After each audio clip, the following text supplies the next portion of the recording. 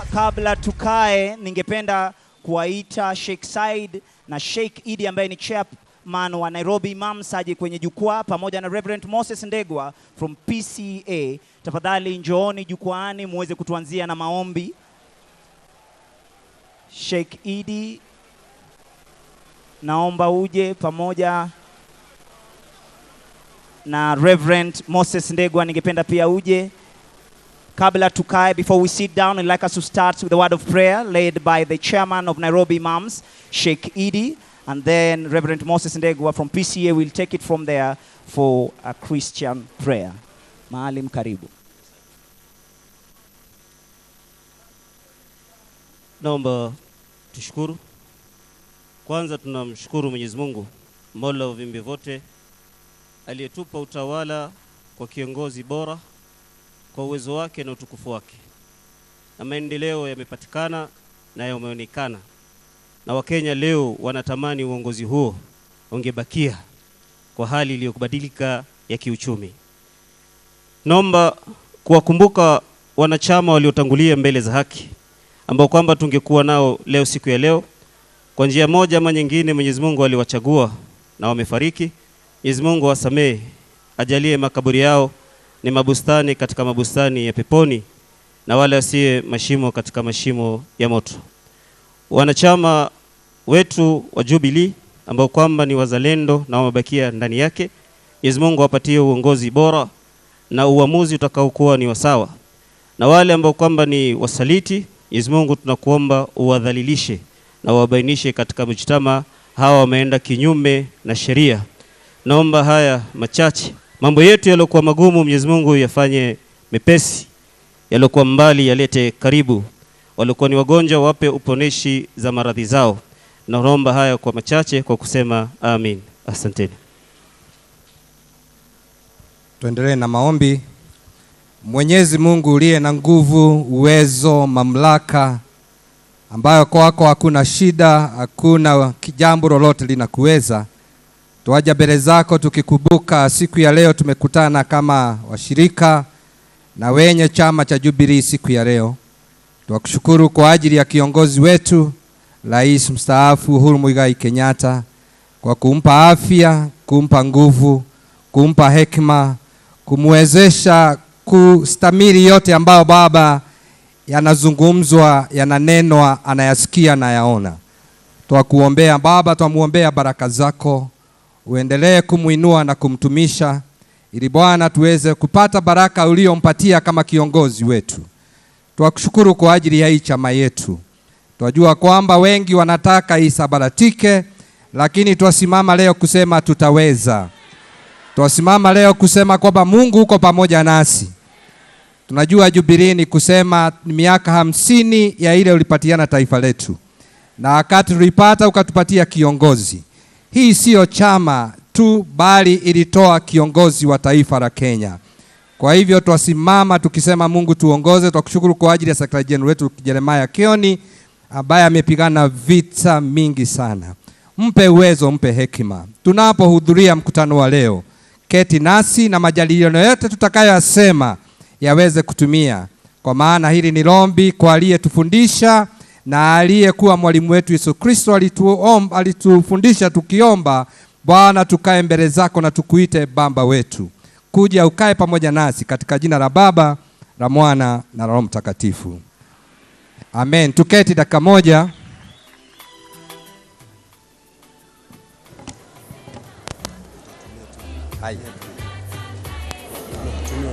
Okay. Wanachama wa Jubilee, Bwana asifiwe. Hiyo sio amen mzuri. Bwana asifiwe. Tusalimiane hewani, habari zenu. Secretary General Jeremiah Kioni alinipa nafasi ya dakika 5 tu niseme neno la Mungu, na nitalisema kwa kifupi sana. Jambo la kwanza, mambo yale mandogo sana yako na haja sana. Small details are very important. Kwa daktari mambo ambayo ni mandogo sana ina maana kwa daktari. Your blood pressure means so much to a doctor. hali yako ya blood type ni ina maana sana kwa daktari. Mahali unaumwa kwa mwili wako, daktari ana haja sana ni wapi unaumwa. Mahali kile unakuwaga na allergy nayo, daktari anakuuliza kama unakuwaga na allergy na jambo. Na wakati mwingine anakuuliza mpaka unakula nini. So those small matters are life and death to a doctor. Kwa mtu ambaye ana operate machine, temperature ya machine ina haja sana na yule ana operate hiyo machine, kwa sababu inaweza haribu engine yote. Hata weight ya ile mzigo anachukua ina haja sana kwa mtu ambaye anatumia machine. The size, the shape. Kwa mwalimu vile ulianza majibu yako, anaangalia ulitumia formula gani. Kwa hivyo details are very important. So for a teacher, hata ile ulitumia, mambo ile ulifanya, yote ina haja. So for us today, as NDC ya Jubilee, the small details matters a lot. Na nitasoma kitabu cha Songs of Solomon. Wengine wanaita Songs of Songs. Verse 1 tu, chapter 2 verse 15. Inasema hivi, msikize vizuri. Catch for us the foxes, the little foxes that spoil the vineyard, for our vine have tender grapes. Tushikia hizi tubweha, uzu tubweha tudogo, ambazo tunataka kuharibu shamba letu. Catch for us these small foxes. Shida ya yule anatunyang'anya anaitwa kanini, kwa hivyo it's like a small fox.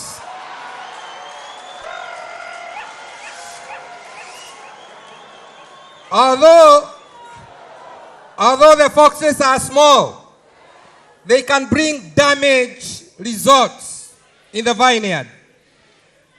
Hii maua yetu ya Jubilee, Mheshimiwa Rais mstaafu, kiongozi wetu, hii shamba yetu bado iko, inatoa mazao, tunaona matunda, tumejitayarisha kwa mavuno.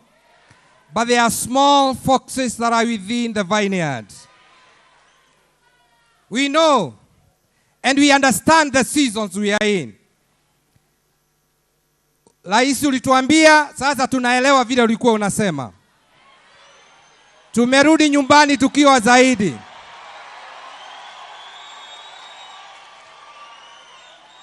Ile bahati tuko nayo, ulitupatia simba mwingine anaitwa Keoni. Anavaa mpaka sufuria kwa kichwa. Anasema haijalishi. We have to catch these small foxes. So siku ya leo, we want all of us NDC to catch these small foxes that are destroying the vineyard. As a party, these foxes wanataka kutuuza. They want to auction us. Wanataka kutupeleka mahali watuuze. They are enjoying their position kwa sababu walipewa na chama. Maandiko inasema, go and catch for us these small foxes. They want to sell us out. Hawana msimamo. Hata wakati kuna shida labda wasimami. We must silence the voices of small foxes. We want the small foxes. Mheshimiwa, tunajua hii sauti si ya bweha wale wakubwa. Siku ya leo tunataka kusimamisha wale wadogo, so that this vineyard can be able to grow on. Wale ambao, kama mchungaji nitasema hivi, wale ambao hawana heshima na wazee wao na viongozi wao, wameshapata laana kutoka kwa Mwenyezi Mungu. Na Mheshimiwa Rais, hii uongozi sio kunyang'anya utanyang'anywa, ni kupeana utapeana. At your own time, at your own day. Ulipatiwa na baba zetu, utapeana wakati unataka. Leo tumekuita, you catch for us the small foxes. Kwa sababu mti umemea. When I was a young boy, ikiwa kijana mdogo kule kwetu nyumbani, nilikuwa na chapwa na vijana tukitoka shule wengine. Na nikitoka huko, My elder brother alikuwa Saturday 7. Wakati alienda high school akaniachia rafiki yake kijana mwingine anichunge. Wakati haukuwa karibu baba yetu, uliatuachia baba mwingine anaitwa Raila Amolo Odinga. Mimi nimempeleka mpaka Jivanji kwa sababu these small foxes wanatusumbua. Sasa baba umekuja. Help us to catch these small foxes. Sijui kwa nini Yesu alikasirika na maliza. Katika kitabu Yesu alikasirika akasema, go tell that fox. Unajua nisisosoma Biblia watasema ni maneno yangu ni matusi. Luke chapter 13 and verse 32. Musikize. And he said to them, go tell that fox, behold, I cast out demons and perform cures. Today, tomorrow, and the third day, I shall be perfected. I want to say this as I conclude. Somebody must go and tell those foxes that we are here as Jubilee to remain. We are aware the vineyard has taken place. We are aware that this party was built through blood and sweat, resources and time. But we want to be held to catch the foxes. But nationally, go and tell them. Wale wataweza media muambie. Go and tell Ligi G. Atengeneza chama chake na Kanini na Sabina. Wagoje 2027.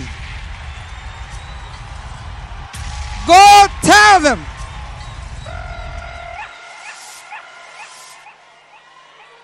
Hii hatuachiri watengeneze hao. Go tell them. Waende waambie kwamba walituahidi gas, wametuambia ni mitungi. Wa concentrate na gazi na mitungi. Watuachie chama yetu. Go and tell them that our brother is back. Our boss is back. Our party leader is back. Go and tell them.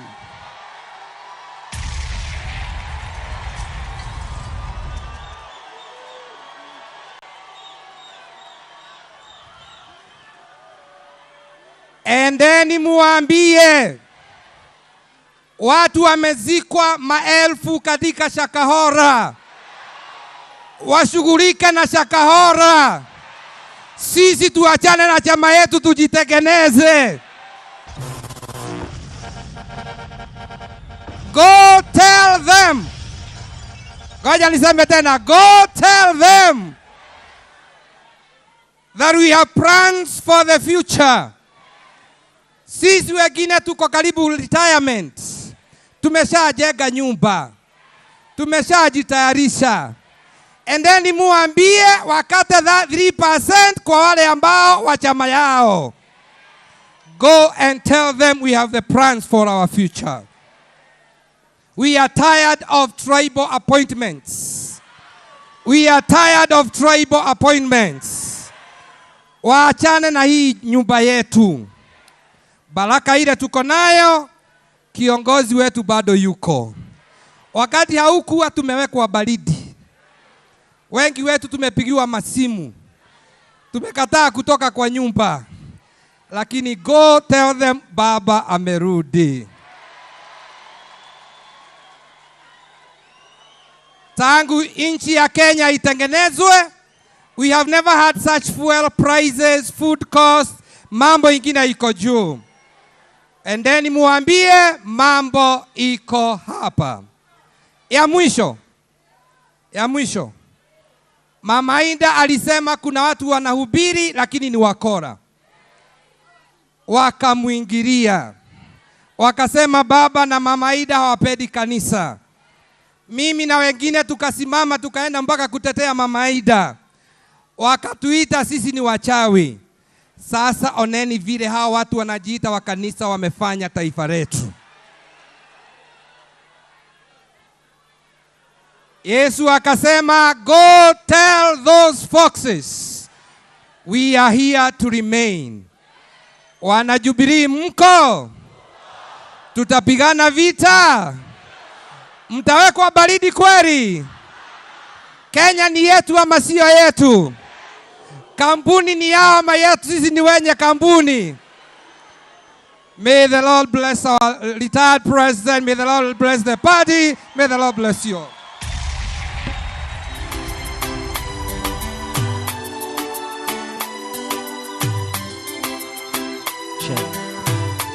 Naomba tuendelee kumpigia Reverend makofi.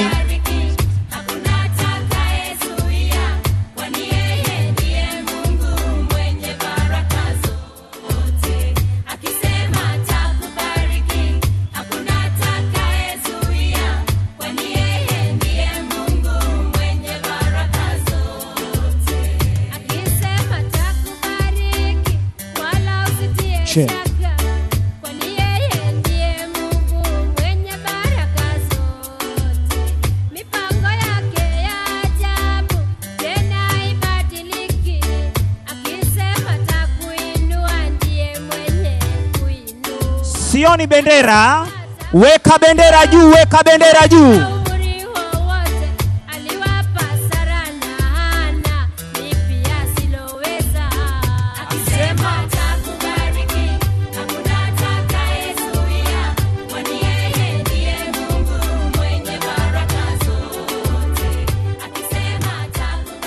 Asante sana, asanteni sana, asanteni sana. Mnaweza kumpigia Reverend Moses Ndegwa makofi tena pamoja na Sheikh Idi.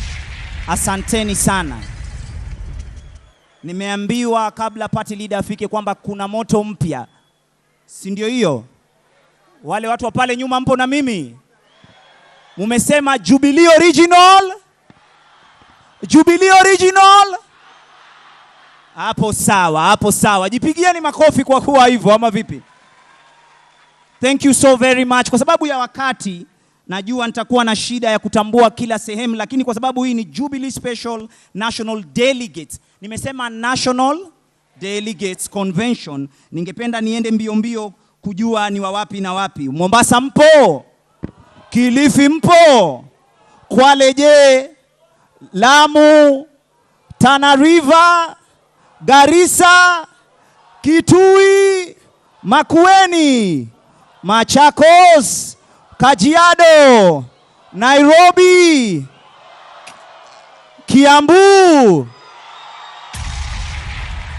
Murang'a, Nyeri, Kirinyaga, Embu. Aya, tuendelee. Meru, Tharaka Nithi, Laikipia, Nyandarua, watu wa Nakuru.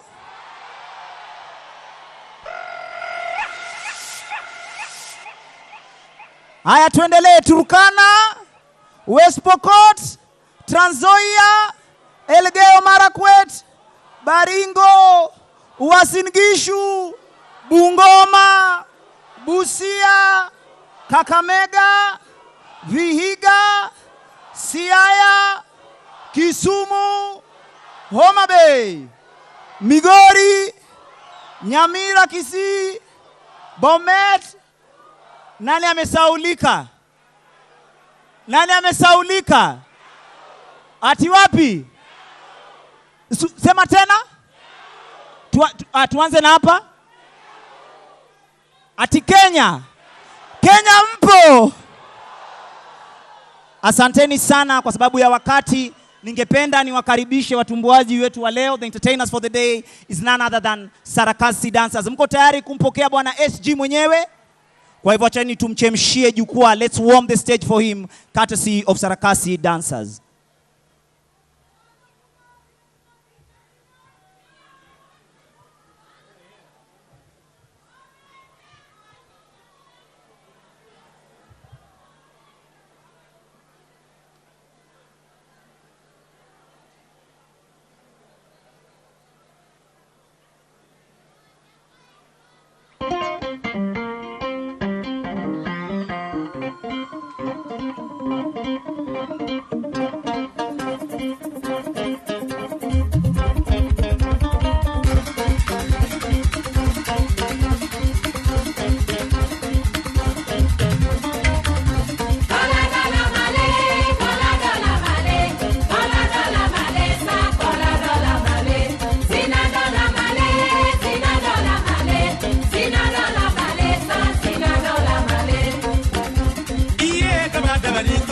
Come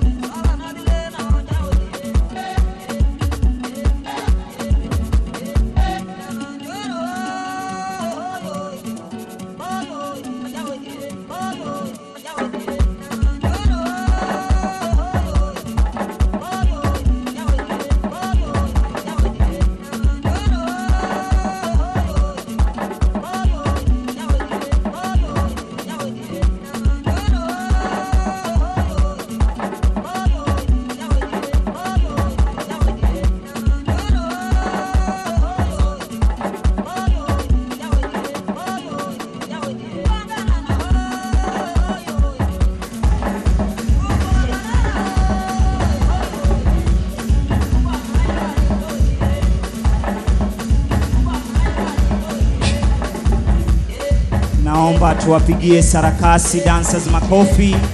Wapigieni makofi. Wapigieni makofi. Ni vijana wadogo sana. Wapigieni makofi. Polite warning, please do not try this at home. Do not try this at home.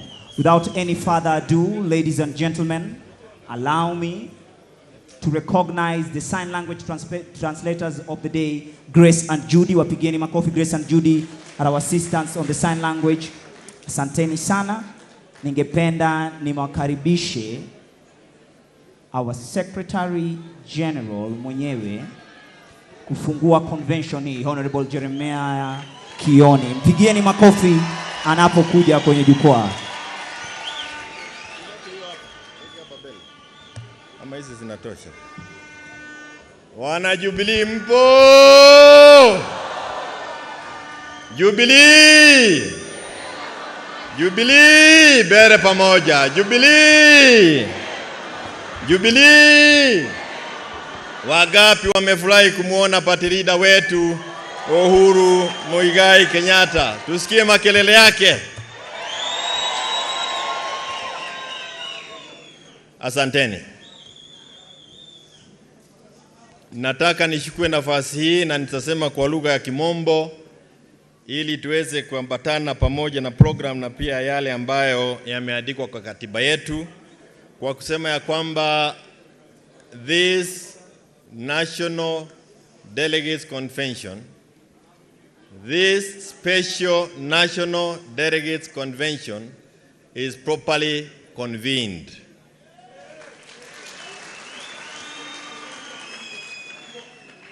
And for the avoidance of doubt, the change of venue from Bomas to Gong Liscos is also endorsed by this National Delegates Convention. 3, any variation to the notice period that may have occurred is also endorsed by this special National Delegates Convention. Wale ambao wanakubaliana na hayo matatu nimesema waseme as of many who are of that opinion say aye. As of those who are on contrary opinion say nay. Wako bali hao walipotea. Your Excellency, the party leader of Jubilee Party, and the 4th President of the Republic of Kenya, His Excellency Uhuru Muigai Kenyatta, all elected members of the National Assembly and the Senate who are here, all former members of Parliament, members of Senate, members of the County Assembly who are here, members of the County Assembly who are currently serving, all distinguished delegates, I want to say that I'm honored and humbled to stand before you today at this important moment in our country's history, in our party's history, during this Jubilee Special National Delegates Convention or conference this day, the 22nd of May, 2023. You will all recall that we last had our NDC on the 26th of February 2022 when the delegates mandated us to conduct the process of preparing for the general elections which were held on the 9th of August 2022. During that NDC, we also resolved that we will be members of Azimio Coalition. And it is during the same NDC that we, as delegates of Jubilee Party, terminated all forms of cooperation with UDA.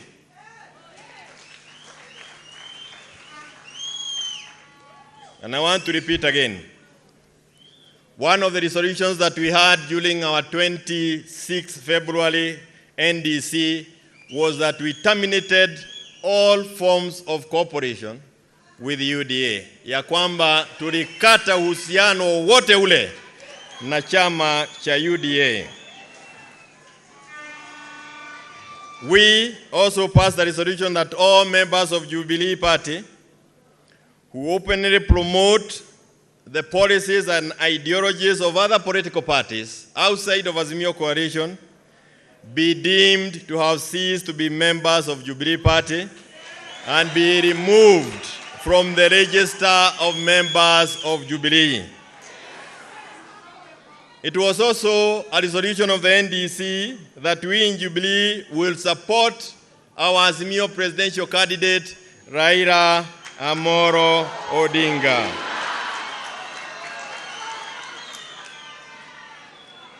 Fast forward, uchaguzi ulifanyika.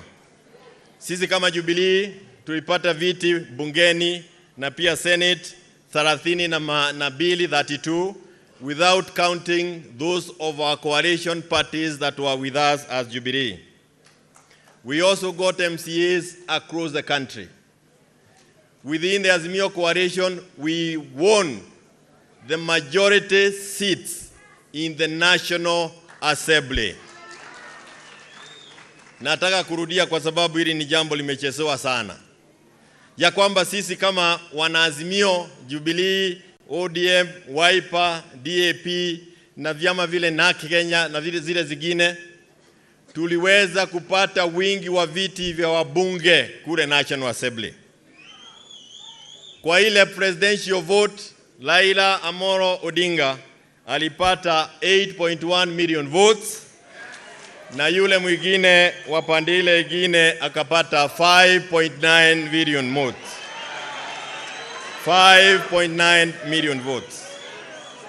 Na kwa sababu siasa zimekuwa nyingi katika wagine wakisema Mount Kenya ilikuwa hivi na vingine, mulihusu niseme ya kwamba wale ambao walipigia Raila Amolo kula kule Mount Kenya walikuwa watu 2,600,000, 2.6 million votes. Tulichida tu kuchida. Tulichida tu kuchida. Clearly we won. Clearly we won. But clearly they stole. We held our first parliamentary group meeting at Masai Lodge, which was led by Azimio party leader and the chairman of Azimio Council, who is also our party leader, His Excellency Uhuru Muigai Kenyatta. Nataka nirudie tena ndio tuelewane. Tulikuwa na mkutano wa kwanza wa PG ambao uliitwa na vigogo wetu wa siasa, viongozi wa Azimio na wa party leader kule Masai Lodge. Now our party leader spent a lot of time pleading with members of parliament to go back to parliament and protect our majority vote. They protect our majority members of parliament. They were also persuaded and pleaded with to ensure that they remain as a bloc and elect a speaker who was from Azimio. Our candidate was Honorable Marede. Hello?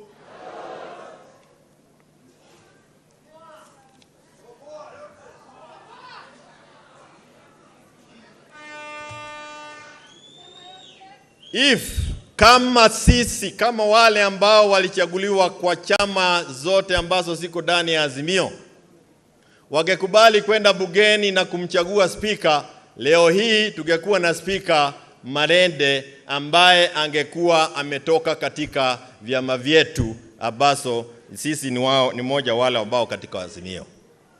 Hiyo ni kumaanisha nini?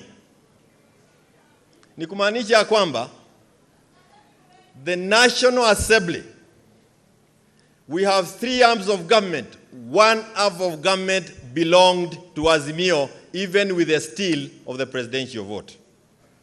Vile tuko hapa leo, tungekuwa sisi ndio tunafanya uamuzi kule bungeni, wengine wangekuwa wakija kutuomba. Hello? Munaelewa sasa, parliament is the one that approves CASs, various boards, na inapatiana kazi nyingi sana kupitia, kwa sababu hao ndio wako na uwezo na nguvu ya kisheria ya kuhakikisha kwamba wale ambao wamependekezwa na wale wako serikalini lazima wapatiwe idhini na bunge.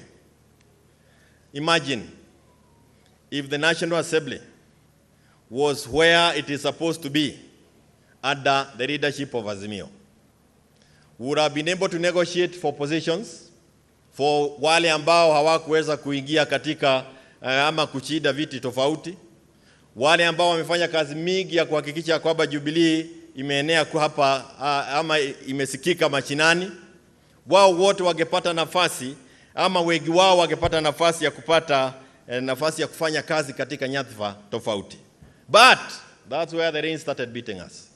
Our members of parliament from across, kutoka hapa na kwingineko, walienda bungeni wakauza ushindi wetu wa bunge kwa sahani moja ya chakula. We lost our win kwa sababu ya kafije. We lost parliament because our members of parliament refused to defend our win on the floor. If they had done so, they will now be chairing all departmental committees in parliament. All of them. They would be chairing quite a number of the select committees in parliament. Tungekuwa tunasema ya kwamba gharama ya maisha ambayo imepandishwa na wao ambao waliingilia dirisha haiwezekani kwa Wakenya, na wangewatetea kule na wakatae kupitisha miswada ambayo inawahujumu wa Kenya. Lakini hilo waliuza. The voice of the voiceless on the floor of the house was sold, na sasa tumeambiwa it is my way or the highway. If you are not a shareholder, shauri yako.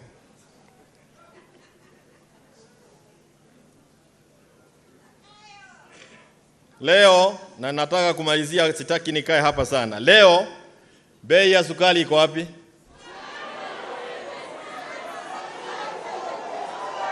Bei ya sukari iko wapi?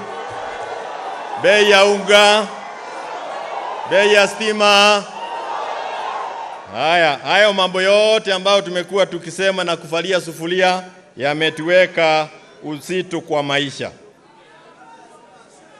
Hivi karibuni tunaambiwa pia kuna finance bill ambayo itapelekwa kule bungeni. Kama tungekuwa tumelida ule ushindi wetu bungeni, hiyo finance bill tungeiagusha bungeni. But I want to thank the members of parliament who are with us today here. We have Mwenje, we have Chulie, we have Amina, they are here. We have Mwago with us here.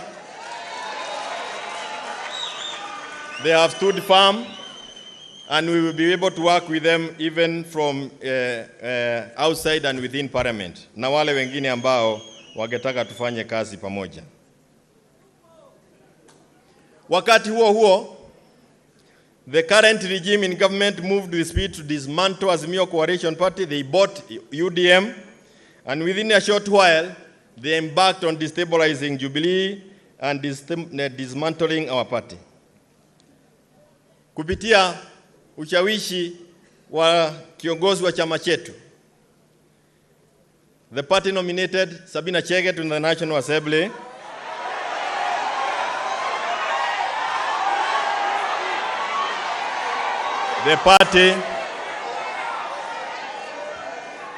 The party also nominated Kanini Kega to Iara. The two members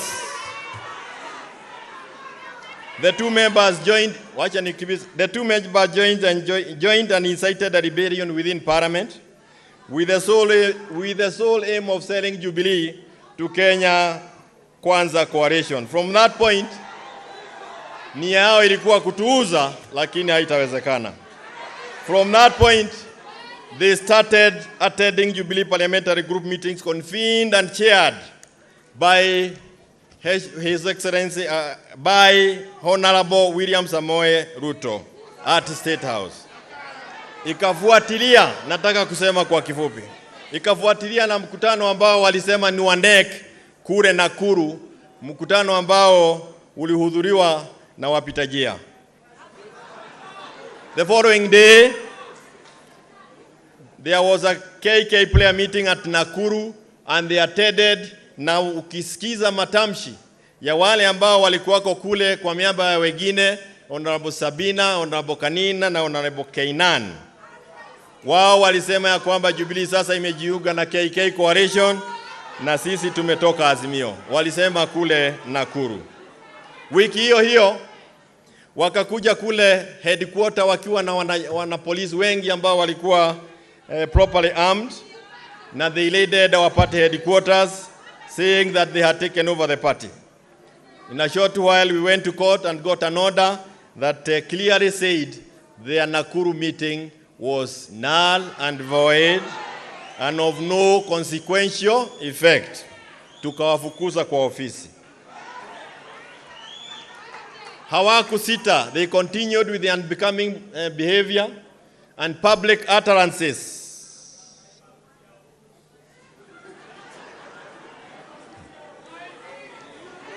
And for the second time, they came with over 200 police officers and they raided our party offices. But again, we succeeded in getting them out of that place. And we want to thank everybody who came to our help, including our party leader. Consequently, baada ya hiyo mambo yote, our party leader called for a NEC meeting on the 28th of April 2023, mwaka huu tarehe 28. Wote wana NEC walialikwa. Every member of NEC was invited to that meeting.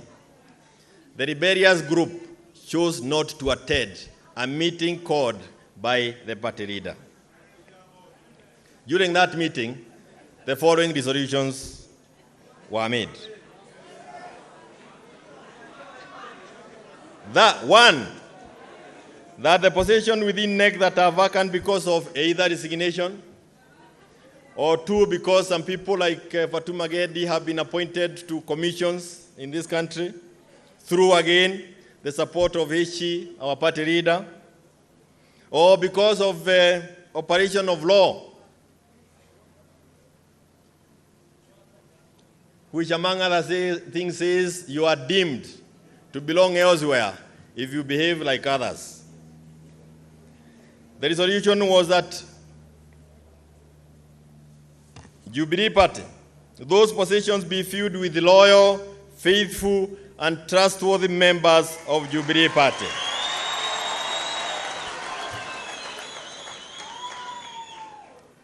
The following positions, or the following individuals, are the individuals who are holding positions and they have shown that their loyalty is not with us, but with others. 1, Jimmy Angwenyi, Mheshimiwa. 2, Gatovu, Honorable Gatovu, toka Meru. 3, Honorable Naomi Shaban. 4, Honorable Mustet. 5, our chairman, Honorable Nelson Nzuya. 6, Mheshimiwa Joshua Kutuni. 7, Mheshimiwa Mutava Musiemi. 8, Mheshimiwa Kanini Kega.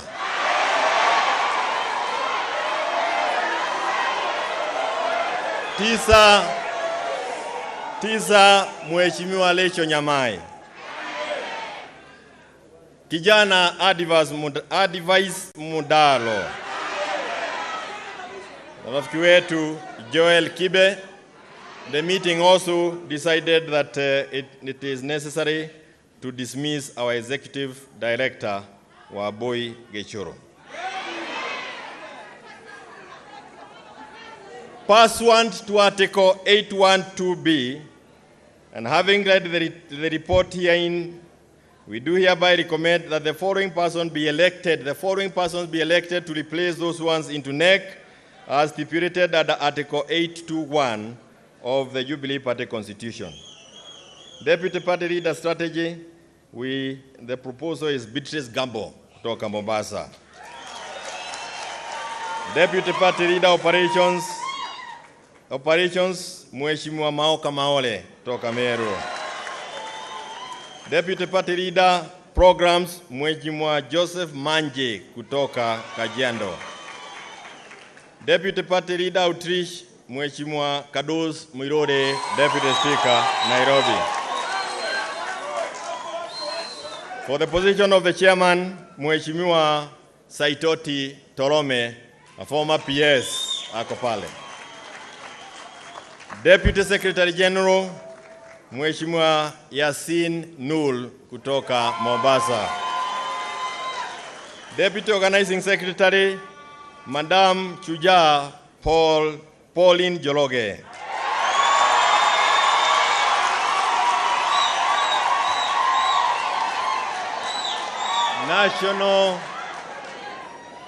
National Director of Elections. National Director of Elections, Mheshimiwa Jamlek Kamau.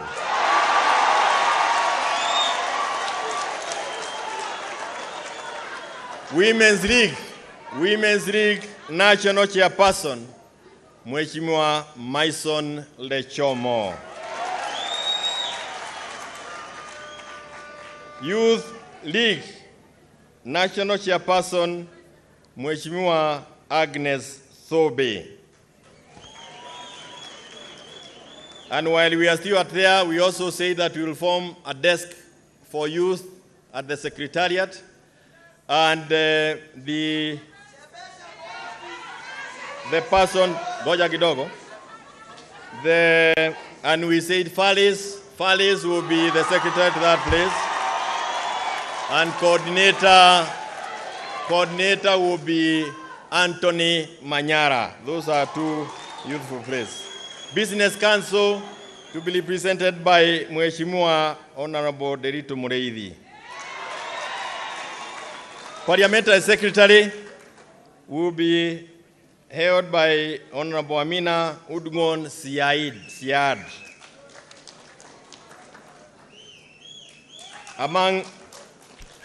And it is not over. But those are the decisions that were made then. More will be made. But it was also resolved that the bank signatories be changed to reflect the changes.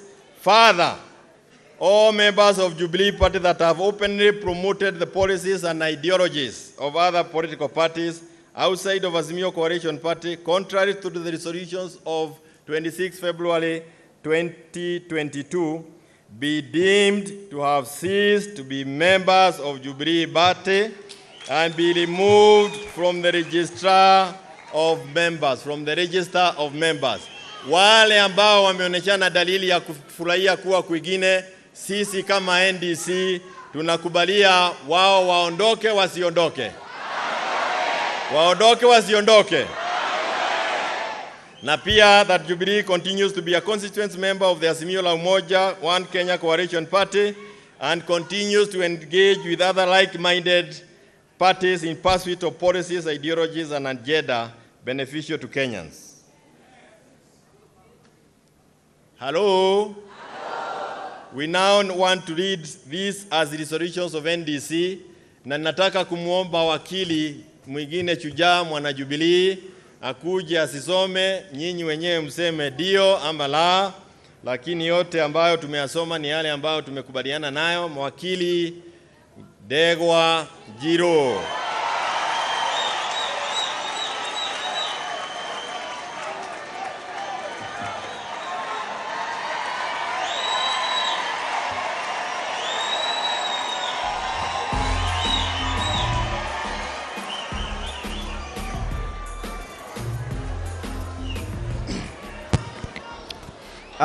Your Excellency, the retired President Uhuru Muigai Kenyatta, the members of Parliament present, members of the Jubilee National Delegate Convention, hamjambo. Hamjambo tena. When we were doing the campaigns and when we are still doing the Azimio, we have a song of Leo ni Lelo ni.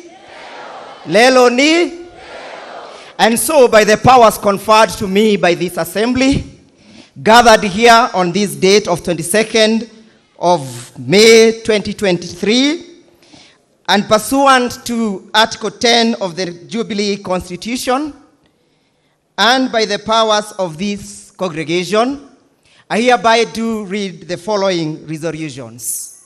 Number 1, that the NDC adopts the report of the General Secretary as read in its totality. As many as of that opinion say yes? Yes. Number 2, that pursuant to Article 6(1) B and D of the Jubilee Party Constitution, the National Delegate Convention does enforce the said provisions and the resolutions of the Jubilee Party adopted on 26th of February 2022 to the effect that any member who has shown any interest that is inconsistent with the provision of the Jubilee Party ceases to be a member of Jubilee Party. As many of that opinion say yes? Number 3, that pursuant to Article 8(1), Clause 2, Paragraph B, and having read the report therein, the National Delegate Convention do hereby recommend that the said persons be hereby elected as NEC members as stipulated under Article 8(2) of the Jubilee Party as read by the General Secretary. As many as of that opinion say yes? Yes. That number 4, as many as of the contrary opinion say no? The yes have it. Number 5, that the decision of cessation of membership of the individuals aforementioned be communicated to all the speakers of the National Assembly and the Yala Assembly. As many of that opinion say yes? Yes. As many of the contrary opinion say no? The yes have it. Number 6, the Jubilee Party continues to be a constituent member of the Azimio la Umoja Coalition Party and continues to engage in like-minded parties in pursuant of the policies and the agenda of the beneficial Kenyans. As many as of that opinion say yes? Yes. As many as of the contrary opinion say no? The yes have it. Final one. That due to the illegality and irregularities contained in the decision dated 8th of May, purportedly arising from the internal dispute resolution mechanism, and a decision that irregularly purported to punish the General Secretary and the Vice Chairman of the Jubilee Party be and hereby declared a nullity. As many as of that opinion say yes? Yes. As many as of the contrary opinion say no? The yes have it. May I get the microphone back to the SG? Thank you, SG. Tumpigie wakili makofi. Kabla tumwalike awapate leader akuje atuongeleze ama atunongoneze, na najua hiyo ndio hamu kubwa siku ya leo. Nataka tumpe msichana mmoja alikuwa na mareveta akuje aseme kama ako karibu, kama hayuko karibu. Ako waja? Ako wapi? Estinia. Akuje aseme yake kwa haraka ili tuweze kumsikia party leader akisema, na nataka kuwashukuru wote. We will recognize the leaders who are here in a short while.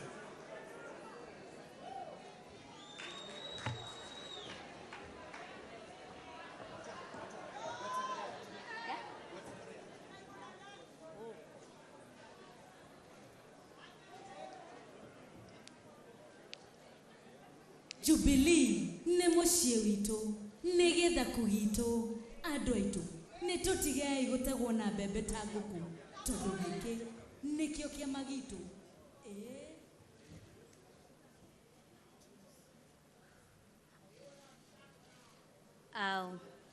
His Excellency, the fourth President of Kenya, Uhuru Muigai Kenyatta, all protocols observed, and members of Jubilee Party. Muriega.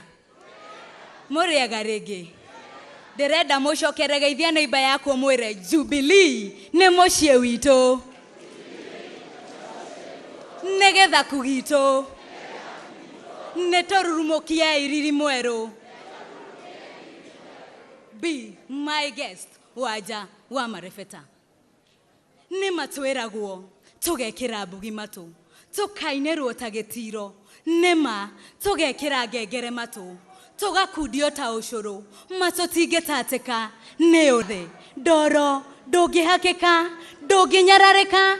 Tokwefaga mobe ogushonoka. Neke kirage tomakia. Rorere rutigitogorio na marakara. Rorere rutigitogorio na gethori. Rorere rutigitogorio na njira cia mekira. Ithue turi jaba na totigo shaba. Jubilee ne toririmokia iriri mwero. Jaba tikere kwariama. Jaba ta Jeremiah Kioni mwene nyaga obe ogukuhubariri. Kwariama na tithiri Kioni we ndore murugaru gitandahi. We gutire hando mwitanetio na muhahe. Ona acio arugarugi ne merwo wega ati murugarugo urehanderio ne merwo wega mari ugenine. No guku ni kuo mucie. O hihi makwirwo no maigwe ate moige no korera orarera ne kohinyerereka korarera na gotidera. O hihi makwirwo no maigwe ate rwimbo rweru ne punda amechoka. O hihi makwirwo no maigwe matige guthikereria mato na ndaciao no mathikereria matata na makaya ma moige. Ithue turi jaba na totigo shaba. Jubilee ne torurumokia iriri mwero. Nagetiriha nie demoge koyo karenga na kiama giakwa ne Jubilee nie demoge koyo na direge tumumu ne join kore shama cia gwetha iturwa na ne kore shama cia gutongoria ciuna gworukomo kemenyi akamenya reke nyunere kanwa ithegi tondu kwariama Gikuyu twaga kunyitana. Gikuyu ma twaga kunyitanira handu hamwe. Gikuyu twaga gucira na mwari omwe. Turi handu haceke gukira rurenda. No niki gigutuma tutegwo na bebe ta nguku. Ithue turi jaba na tutigo shaba. Jubilee ne torurumokia iriri mwero. Uhuru Muigai wa Kenyatta na digo kuhenia mama vijana wa mkoko na jeshi ne mama shonetwo ne onanie ma kafaoji kiejegeke ndukadiga guko guo. Thank you so much.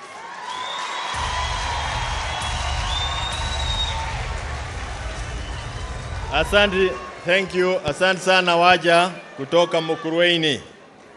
Tulisahau kurecognize ama tulisahau kutabua watu wa County Assembly ya Mandera. Mumpo. That is the County Assembly ya Mandera. Na pia watu kutoka County ya Mandera wako hapa, delegates kutoka County ya Mandera, na tunawashukuru. We have also the County Assembly ya Narok. County Assembly members of the MCAs kutoka Narok ndio hawa. Asante sana. Members wa Assembly ya Saburu wako hapa. Wasimame wako wapi? Saburu, Mama Rais, wako kule nyuma, pole, wako kule, asante sana wako huko. Tuko na wale kutoka Nyandarua na kwingineko wako hapa. Na tuko na wote ambao wamechaguliwa kutoka kila county, na tutaendelea kuwatambulisha tunapoendelea. Kwa sasa, nataka niseme ya kwamba NDC is the top organ. Hakuna chama kingine ama organ nyingine ambayo iko juu ya NDC. Kwa hivyo kama imekutana na imetoa msimamo wake, sasa Jubilee imesema. Na ndio sasa nataka tusimame juu, tuinuke sote, tuweze kumpokea our party leader akikuja kutuongelesha ili tusikie msimamo wake na mambo yake, na tuko na kiu kwake. Karibu sana. Asante sana. Asanteni sana.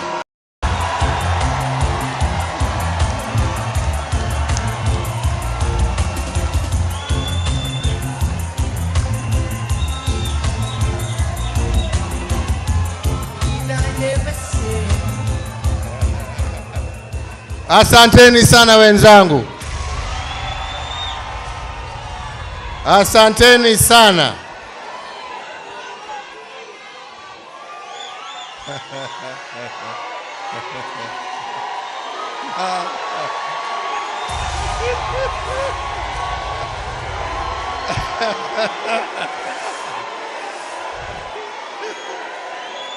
Asanteni sana. Tunawashukuru, tunasema asante. Wanajubilii oye! Wanajubilii oye! Wanajubilii mpo! Wanajubilii mpo!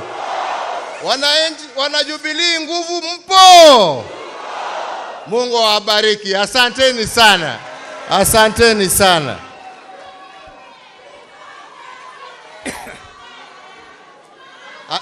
Asanteni sana. Nataka mimi nianze kwa kusema ya kwamba nawashukuru nyote ambao mmetoka sehemu mbalimbali za taifa letu tukufu la Kenya kuja na kuitikia mwito wetu wa kuje tuungane pamoja kuhudhuria hii National Delegates Conference ya chama chetu cha Jubilee.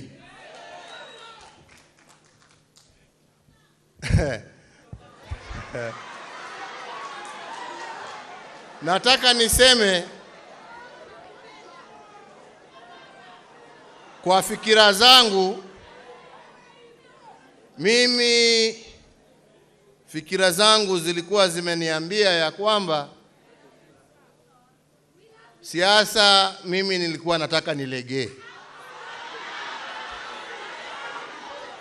na niende nikashughulikie mambo mengine, na nilikuwa nafikiria ya kwamba siku ya kuitana mkutano wa National Delegates Conference ingekuwa ile siku ya kwamba mimi ningekuwa nimewaambia wenzangu, sasa mimi nimetimiza ile nimeweza, na sasa ni wakati wa kuchagua viongozi wengine. Nawaambia fikira zangu vile zilikuwa.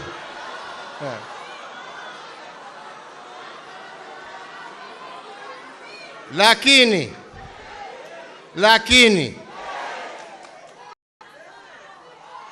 wengine wameamua ya kwamba kazi itakuwa ya vitisho na kulazimisha. Siku ya leo nimewaambia tafuteni mwingine, sio Uhuru wa Kenyatta.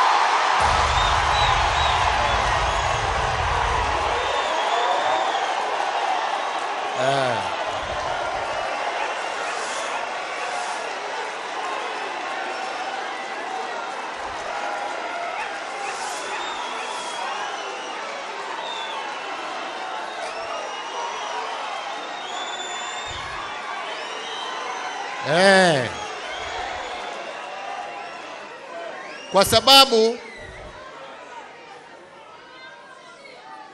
sisi wakati mlitupea huu uongozi, kwanza wa chama, baadaye wa nchi, kulikuwa muongozo ambao mlikuwa mmetupea, na sisi tukajaribu kulingana na uwezo wetu kutekeleza yale ambaye tuliweza kuyatekeleza, na tukaendelea tukamaliza kwa amani na tukapatiana uongozi kwa amani jameni. Hadharani mchana. Hata wakati wananitukana mimi nikakaa kimya tu nikasema sawa, ni haki yao watende yale wanataka. Nikakaa nimekimya. Na yale yametokeza tu matusi, kuiba mbuzi,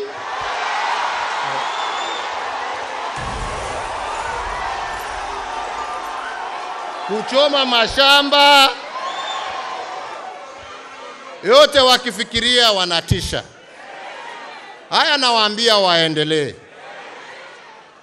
Lakini chama sio ya Uhuru ina wenyewe.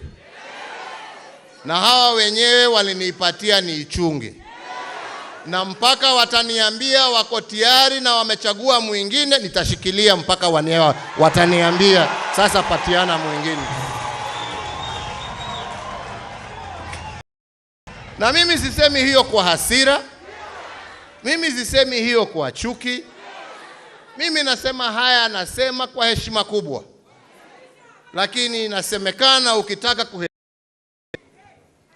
ukitaka kuheshimiwa, na nyinyi wewe pia lazima uheshimu wenzako. Kenya ni nchi ya demokrasia. Wanajubilee waliungana na wengine na wakasema msimamo wao, na huo msimamo haujaisha. Na kama utaisha, utamaliziwa na wale ambao walichukua huo uamuzi, na ni nyinyi mlichukua huo uamuzi. Haiwezekani shingo iruke kichwa. Haijawahi kusikika ya kwamba wale ambao walipata vyeo vile vidogo tulikuwa nazo, ambao wanajubilee waliwapee kwa heshima kubwa, hawa ati ndio sasa wanakuja kusema ndio watatuambia vile Jubilee itakaa. La, jukumu lao wakati walichaguliwa ni kwenda kusimamia na kutetea haki za wajubilee na manifesto ya Jubilee, haki za wanajubilee, sera za wanajubilee. Na kama hauiwezi na kama uwezi, ukae kando, tutafute ule ambaye ataweza kufanya kazi hiyo. Kwa sababu sisi ni wanademokrasia. Na kama kwa jukumu lolote you've had a change of heart, then do the respectful thing. Just go and leave us be in peace. Na hiyo viti ambavyo vyeo tulikuwa tumewapee, muturudishie kwa heshima, tupatie wengine. Nimeongea vibaya wenzangu? Nimeongea vibaya wenzangu? Sisi hatuna. Naambianga watu wakiniuliza, muangalie simboli yetu. Simboli yetu ni dove. Dove ni ya nini? Ni amani. Sisi ni watu ambao tunapenda amani. Lakini kupenda amani sio kusema we ni muoga. La. Kitaka kuongea tuongee kwa heshima.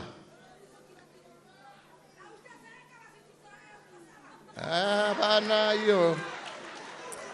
Mimi matusi mtasikia mimi nikitukana mtu. Hawa kuna wale ma-expert wa hiyo. Hawa waendelee. Wanafikiria ati kutoka kanisa waende kazi, badala ya kuomba ni matusi. Hiyo ni yao. Na vile nasema ni haki yao. Sisi wanajubilee hatuko huko. Sisi haja yetu tuwaijua. Sisi tuwajua yale ambayo tulikuwa tunasimamia. Kweli ama sio kweli? Tunajua yale ambayo tulikuwa tunatetea, tulikuwa tunasema tunataka Wakenya watupatie nafasi tuendelee naye. Lakini Wakenya waliamua vile waliamua. Hiyo sio kusema ya kwamba tumepoteza sera zetu. Bado sisi tulikuwa tunataka mambo ya BBI yatendeke na bado tunataka yatendeke. Sasa kama ulienda kutetea, kuja ututetee. Sisi tunataka umoja ya Wakenya. Sisi hatutaki jamii kupigana. Sisi tunataka serikali iheshimike kila kona na ijumuishe kila Mkenya. Ndio mtu pahali alipo ajisikie hii ni serikali, ni nchi yangu. Lakini sio nchi ya wengine na wengine hawako. Wenzangu, mimi kwa sababu sitaki kuongea, ni mengi hapana, sitaki.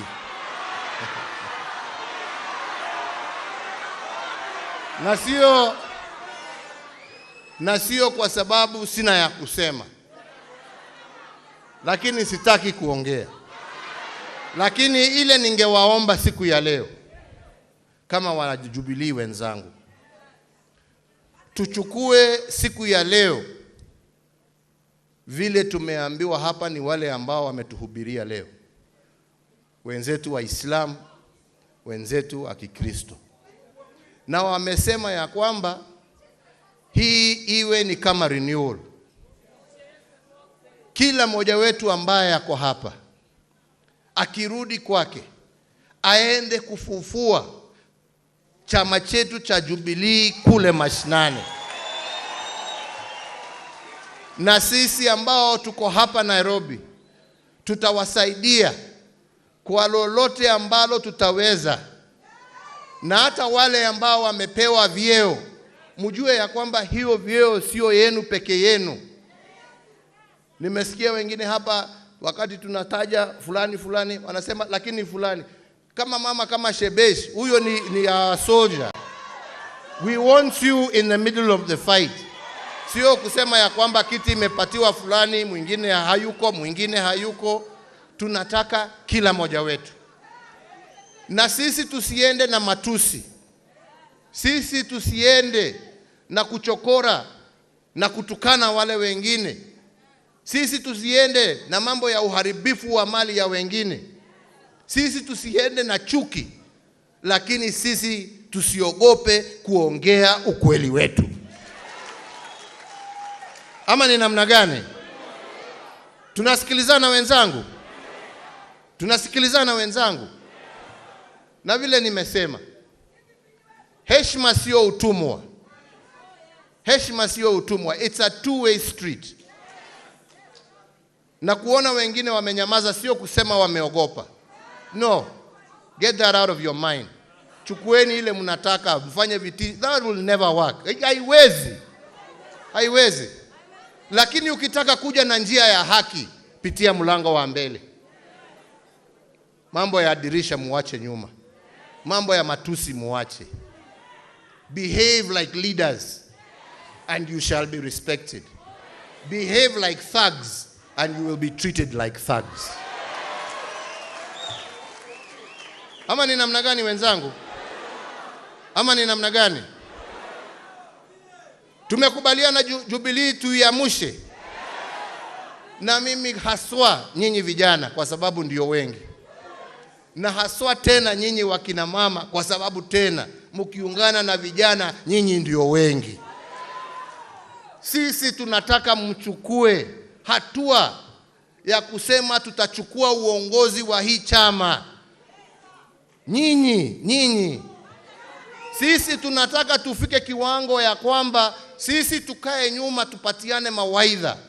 Lakini tunataka tuwasaidie nyinyi ambao mnataka kutetea haki, sera na msimamo wa Jubilee, mchukue the front line. Musibaki nyuma. Let us help you take it forward. Ndio tena tukirudi hapa tuwe tumeona viongozi ambao wametoka Mandera, wametoka Kisumu, wametoka Mombasa, wametoka Namanga, wametoka Kajiado, Kiambu, Nyeri, wametoka Laikipia, wametoka Samburu, ambao wako tayari kutetea haki ya wanachama na haki ya wananchi wa Jamhuri ya Kenya. Tuje tuwapatie uongozi, muendelee na chama. Ama ni namna gani wenzangu? Lakini kama unafikiria utatisha hapo ati hoi ikuwe namna hii. Na ndio ile siku Mimi hata sikuwa nikijua wakati walienda kuvamia kwa ofisi. Mimi wakati nilisikia nikasema hata kama niko peke yangu lazima niende nitetee mali ya wananchi wangu bana. Unaona? Sasa nasikia wengine wakisema ati waliona nikitembea na sijui na vijana hapo. Mimi nataka nishukuru hawa vijana ambao walijitokeza kuja kutetea chama chao. Niliwakuta huko. Na wengine hata hawakuwa wene chama, walikuwa hapo kwa sababu walikuwa wanaona ni dhambi ambayo inafanyika, hakuna haki. Kwa hivyo nyinyi vijana mimi nawashukuru. Na hata wewe ambaye nilisikia nikisema tulikuwa na wewe, nikikuona tena mimi anaitwa Gaucho sijui, nitakununulia lunch mimi bwana. Mimi wewe usijali. Alijitokeza kuja kulinda mali ya chama. Si hiyo ni haki? Kwa sababu wakati polisi waliitwa hawakuja. Sasa basi they had to do what they had to do, and God bless you and keep up the strong work. Ama ni namna gani wenzangu? Mko tayari kulinda chama chenu? Mko tayari kutetea haki ya wanachama wenu? Mko tayari kutetea haki ya Wakenya? Tutatembea pamoja. Hebu nione kwa ishara ya mikono juu ni wangapi ambao wako tayari. Asanteni sana. Nachaka kwa sababu sijapata fursa hii hapo awali. Ni washukuru wana Jubilee wote. Ni washukuru wana Kenya watabaka mbalimbali ambao wamejitokeza kona na kona kunitetea wakati wanaona haki haitendeki. I want to say thank you very much. Myself and my family, we appreciate what you have done and the position you have done. Tunashukuru. Lakini wengine wetu tunaamini ya kwamba haki mwishowe lazima itajitokeza. Na haki lazima itatendeka. Iwe ni mwaka moja, iwe ni miaka miwili, iwe ni miaka 20, haki itatendeka kwa sababu Mungu bado yuko na Mungu halali. Gaida komaga. Gaida kagatea. Wale wanafanya vile wanafanya wakifikiria ya kwamba Mungu amelala. Mungu halali na siku moja ndio watajionea. Kwa hayo na mengi, mimi sina mengi. Nasema tuendelee kuishi na amani, tuendelee kuishi na umoja. Wale ambao hawana furaha na msimamo wa Jubilee, tafadhali kwa heshima kuu tufanyie heshima. Simama, fungua mlango, uende, uache sisi tuendelee na barabara yetu pole pole pole pole. Munasema ya kwamba imekufa chama chetu, hali nani yako na haja na maiti jameni? Kama imekufa, why are you interested? Si ni maiti jameni? Ukiona wakiitafuta ni kwa sababu wanajua Jubilee sio nini? Sio nini? We are very much alive na wataiona. Mungu awabariki, Mungu awalinde. Na mbele ya tufunge mkutano, tuko na wageni wachache ambao pia wanataka na wamesimama na sisi kwa sababu ya kulinda demokrasia. Na tulikuwa tumewaambia ya kwamba sisi tuko na NDC yetu na tumewaalika. Mko tayari kupokea wageni wengine wetu? Tulikuwa tumewaambia wagojee kidogo mpaka tumalize mkutano wetu kirasmi. Mungependa niwaalike wakuje watusalimie? Mungependa niwaalike wakuje wawasalimie? Kwa ishara ya mikono nionyeshe ni wangapi wangependa kuona hawa waje wawasalimie. Basi wacha tuulize Secretary General aendeshe kidogo, tuwe na entertainment kidogo wakati tunagojea wageni wetu wafike. Mungu awabariki, Mungu awalinde na aendelee kulinda taifa letu la Kenya. Asanteni sana.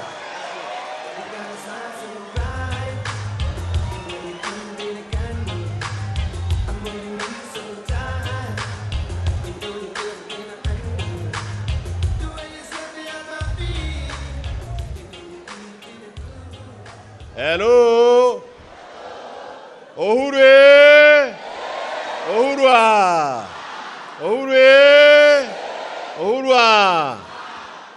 Tunataka, thank you so much, tunaweza tukaketi. Tunataka kusema shukrani kubwa sana kwa hiyo hotuba ya party leader wetu. Tumepata nguvu ya kuendelea mbele, na ni vizuri kusema ya kwamba baada ya hotuba ya party leader, hiyo pia ndio inatamatisha mkutano wetu wa NDC, lakini tuko na wale wageni ambao party leader amesema wanakuja ili waweze kutuongelesha ama kunena nasi. Kabla hayo, mkumbuke ya kwamba kule bugeni we had our deputy whip ambaye alikuwa bugeni na tumepitisha mambo yake, imekwisha. Kule alikuwa naitwa huyo, lakini sasa our new deputy in the National Assembly wa whip ni Mheshimiwa Mwenje.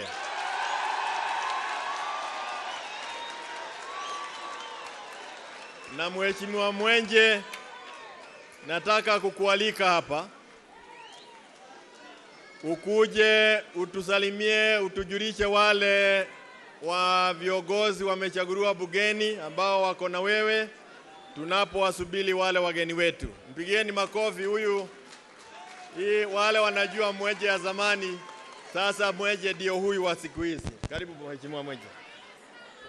Asante, thank you. Your Excellency, our party leader, Uhuru Muigai Kenyatta, all leaders present, delegates, hamjambo. Hamjambo tena. Kwanza ni washukuru sana chama cha Jubilee. Mimi singechaguliwa kama si Jubilee, Mheshimiwa Rais Uhuru Kenyatta pamoja na Raila. So this is my opportunity kuwashukuru sana. Na niseme ya kwamba kwa sababu sisitaki kuongea sana after the party leader ameongea. I thank you for the confidence umenipatia. Thank you very much. We will not let you down. We will not let you down. Na nikuambie Mheshimiwa Rais, we have been looking, tulikuwa na wasiwasi tukaona kama utatuacha leo, and we are grateful you've remained. Because sisi, we are the youth, we want you to mentor us so that we can take over this party. Kwa hivyo tumesikia hiyo maneno yako, sisi tutakufuata, and you are the one who's going to prepare us for the future. Na niseme kitu moja kwa sababu mimi ni wakili, iko confusion kidogo tunapewangwa. Ile kitu wanasema ati 6 months, it is a lie. Hiyo si ukweli. Because the Constitution provides for every citizen to have the right to political participation. Hiyo iko under the Bill of Rights. And Your Excellency, and I think is it section 37, Article 37 of the Act of the Constitution, it provides that you can continue as a citizen to hold any office in a political party. Hiyo ingine wanasema, hiyo ni mambo yao. Na hata Your Excellency, wakikuja wakukata hiyo benefits wanasema, sisi watu wa Nairobi hatuwezi shindwa kukuangalia Your Excellency. Hatuwezi shindwa. Na mimi nataka kusema hivi, wakichukua mbuzi moja tunaleta 2. Wakikata mti moja tunapanda 2. Hiyo Your Excellency, ile siku uko ready utuite tukuje kule. Allow me to recognize my colleagues. Nitaanza na mbunge wa Starehe ambaye anaitwa Amos Mwago. Asimame pale ama utasalimiana? Acha kuja asalimiane sababu ni mbunge wa Tao. Karibu Mwago.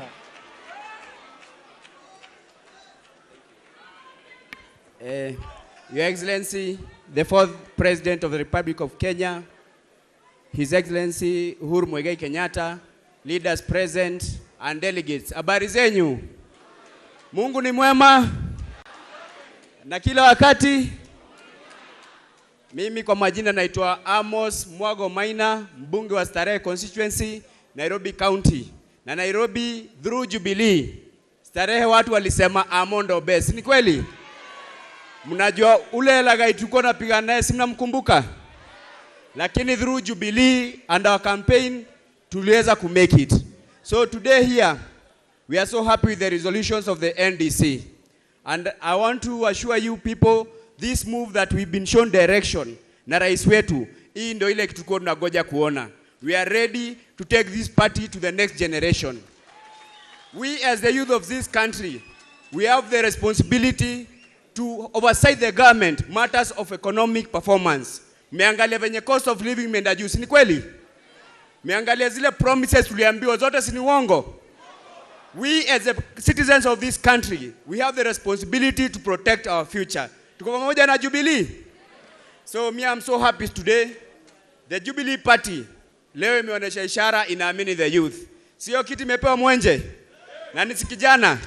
Si inaonyesha tutatambua ma youth. Si ni kweli? Na pia natambua watu wa Kanairo. Si ni kweli? Mimi, Your Excellency, kuna kitu umesema lakini sitakubaliana nayo sana. Umesema chama yetu ni amani. Lakini Waswahili wanasema amani haiji ila kwa ncha upanga. Hao watu wanakuja kuiba mbuzi zako na kuchoma miti yako, ona hivyo toti kuheta shiana.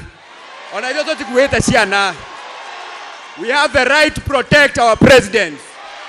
We have the right to protect the property of our citizens. Because when they finish coming for him, they'll come for us. And we cannot agree and we cannot allow. This is a republic that is governed through respect. Na mimi kwa hayo mengi na machache, mimi nawashukuru sana. Mungu wabariki na Mungu wabariki Kenya. Thank you so much. I'm on your best. Allow me to just recognize Mheshimiwa Garissa Women Rep. Yeye sitamuita ongea, anaitwa Amina Udgun. Huyo ndio our new secretary wa parliamentary. Pia tuko na Mheshimiwa Abdi Shurie from Balambala constituency ambaye yako pale. So mimi nataka kumalizia niseme na mnikubalishe niongee na lugha ya nyumbani. Eno neo jaba itu. Haha ne hoturi. Na idwe ni atotoma tothie torioke kiama. Kwaje niyo mothe ndirathia na kameme hwaini. Nigetha twajie kuriokia kiama. Ithe tiguo turenda. Na twagwika uguo. Tuone na moko. Wangapi watakubali tuinue Jubilee, Jubilee, Jubilee. Asanteni sana na Mungu awabariki. Kwa haraka, wakili Degwa. Wapi wewe kuja maliza kazi yako vizuri. Na usiongeze mambo ya mengi ya Kirinyaga. Maliza ile tulisema umalize.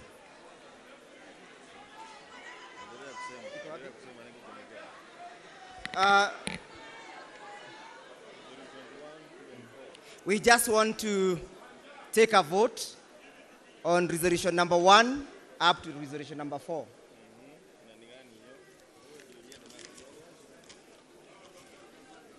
So when I read resolution number 1 up to 4, we'll just take a vote and finish.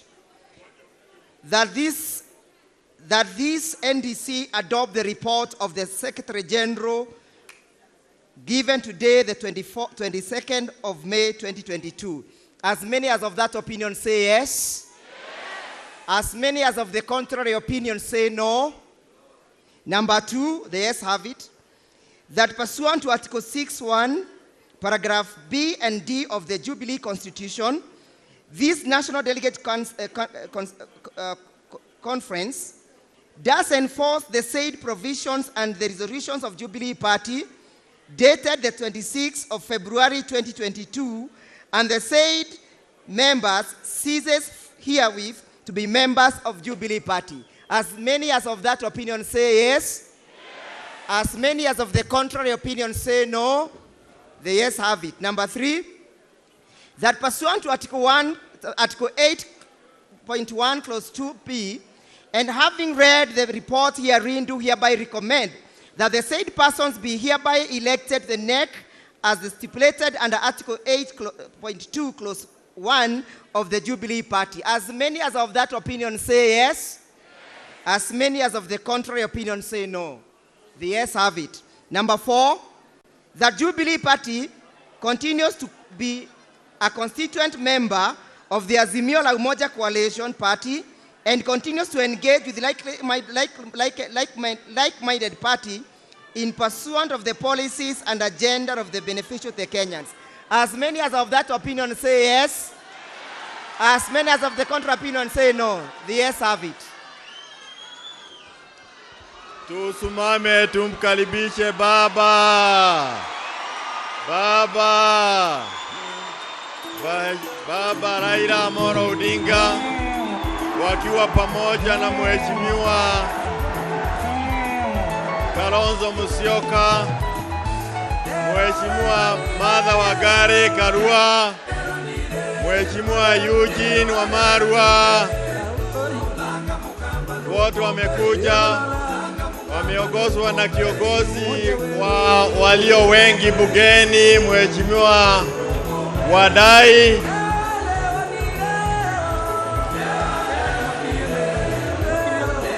Tafadhali wale ambao wanapiga picha na wengine, tafadhali muweze pia kutoka pole. Tuko pia na Mheshimiwa Wajakoya katika kwa nyumba. Asante sana. Tafadhali wale wanapiga picha, wale wageni wengine tafadhali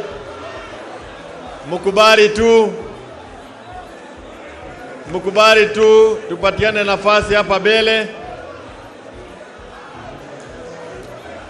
Security tafadhali tusaidieni hapa kidogo. Let us move so clear. Please move. Please clear the front. Tunashukuru Mungu, mapenzi yenu tunayaona, lakini tunaomba mtupe nafasi tu. Viongozi wetu, wageni wetu wamefika na tunataka wapate pia nafasi. Pia tuko na Mheshimiwa Governor aliyekuwako kule Murang'a, Governor Wairia, pigeni makofi. Tafadhali.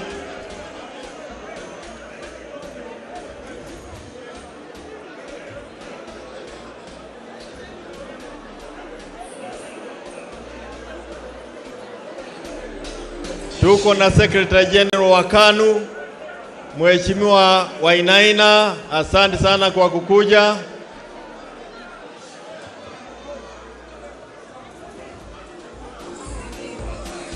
Haya, sasa tutaendelea na program. Tunapoendelea tufanye hivi.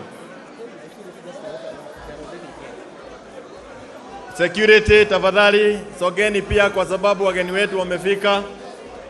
Sogeni kule kando, wageni wetu wamefika, wametulia, tunashukuru. Ninataka kabla ya kuwapa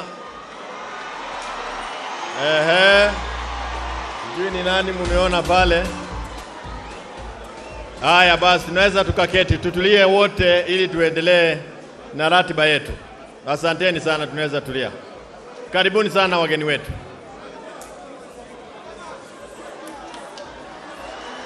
Haya ndio hao wote wako pale.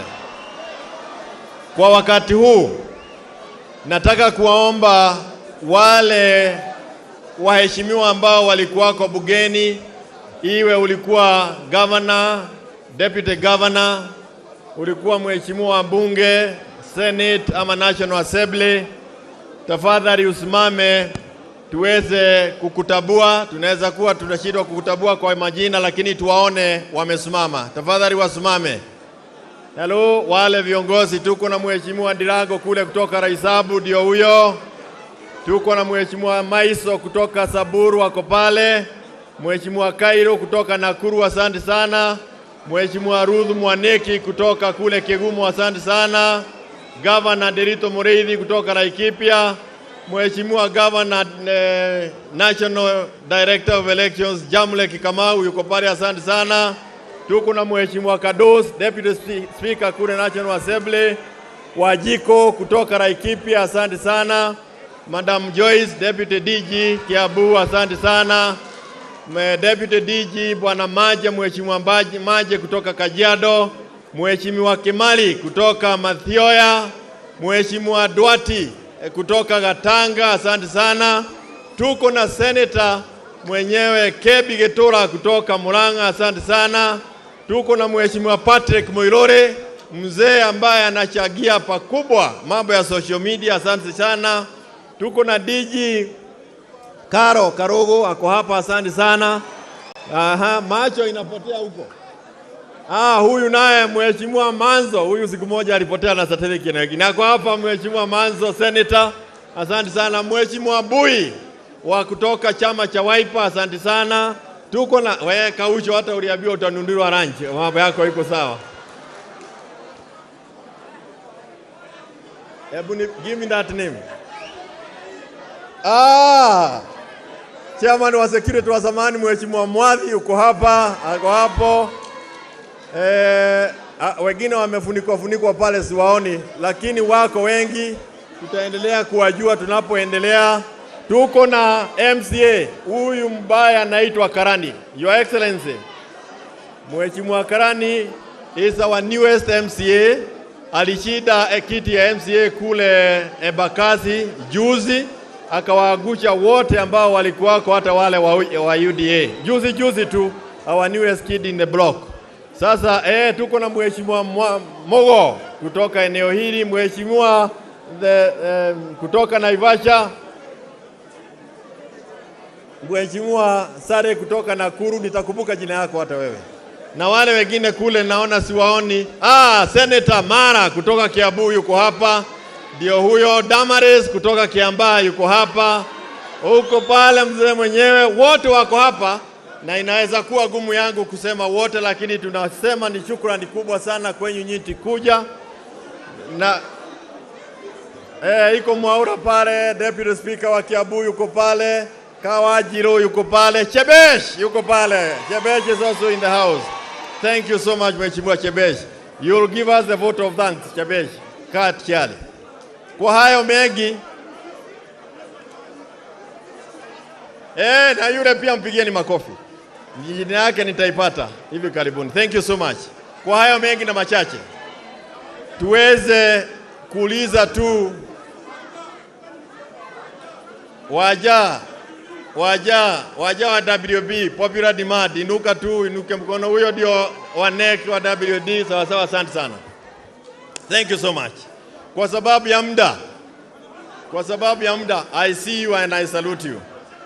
Kwa sababu ya muda, naomba tumuulize tu Mama Maiso Lechomo kuja sema mawili hapa ya haraka, alafu tuweze kusikia wageni wetu kutoka vyama tofauti wakituongelesha, na nitawaita mmoja kwa mmoja kama vile tuliambiwa tufanye na party leader wetu. Mpigieni Mheshimiwa Maiso Lechomo makofi. Huyu amehakikisha chama cha Jubilee Samburu kiko hai na kiko na nguvu. Karibu Mheshimiwa.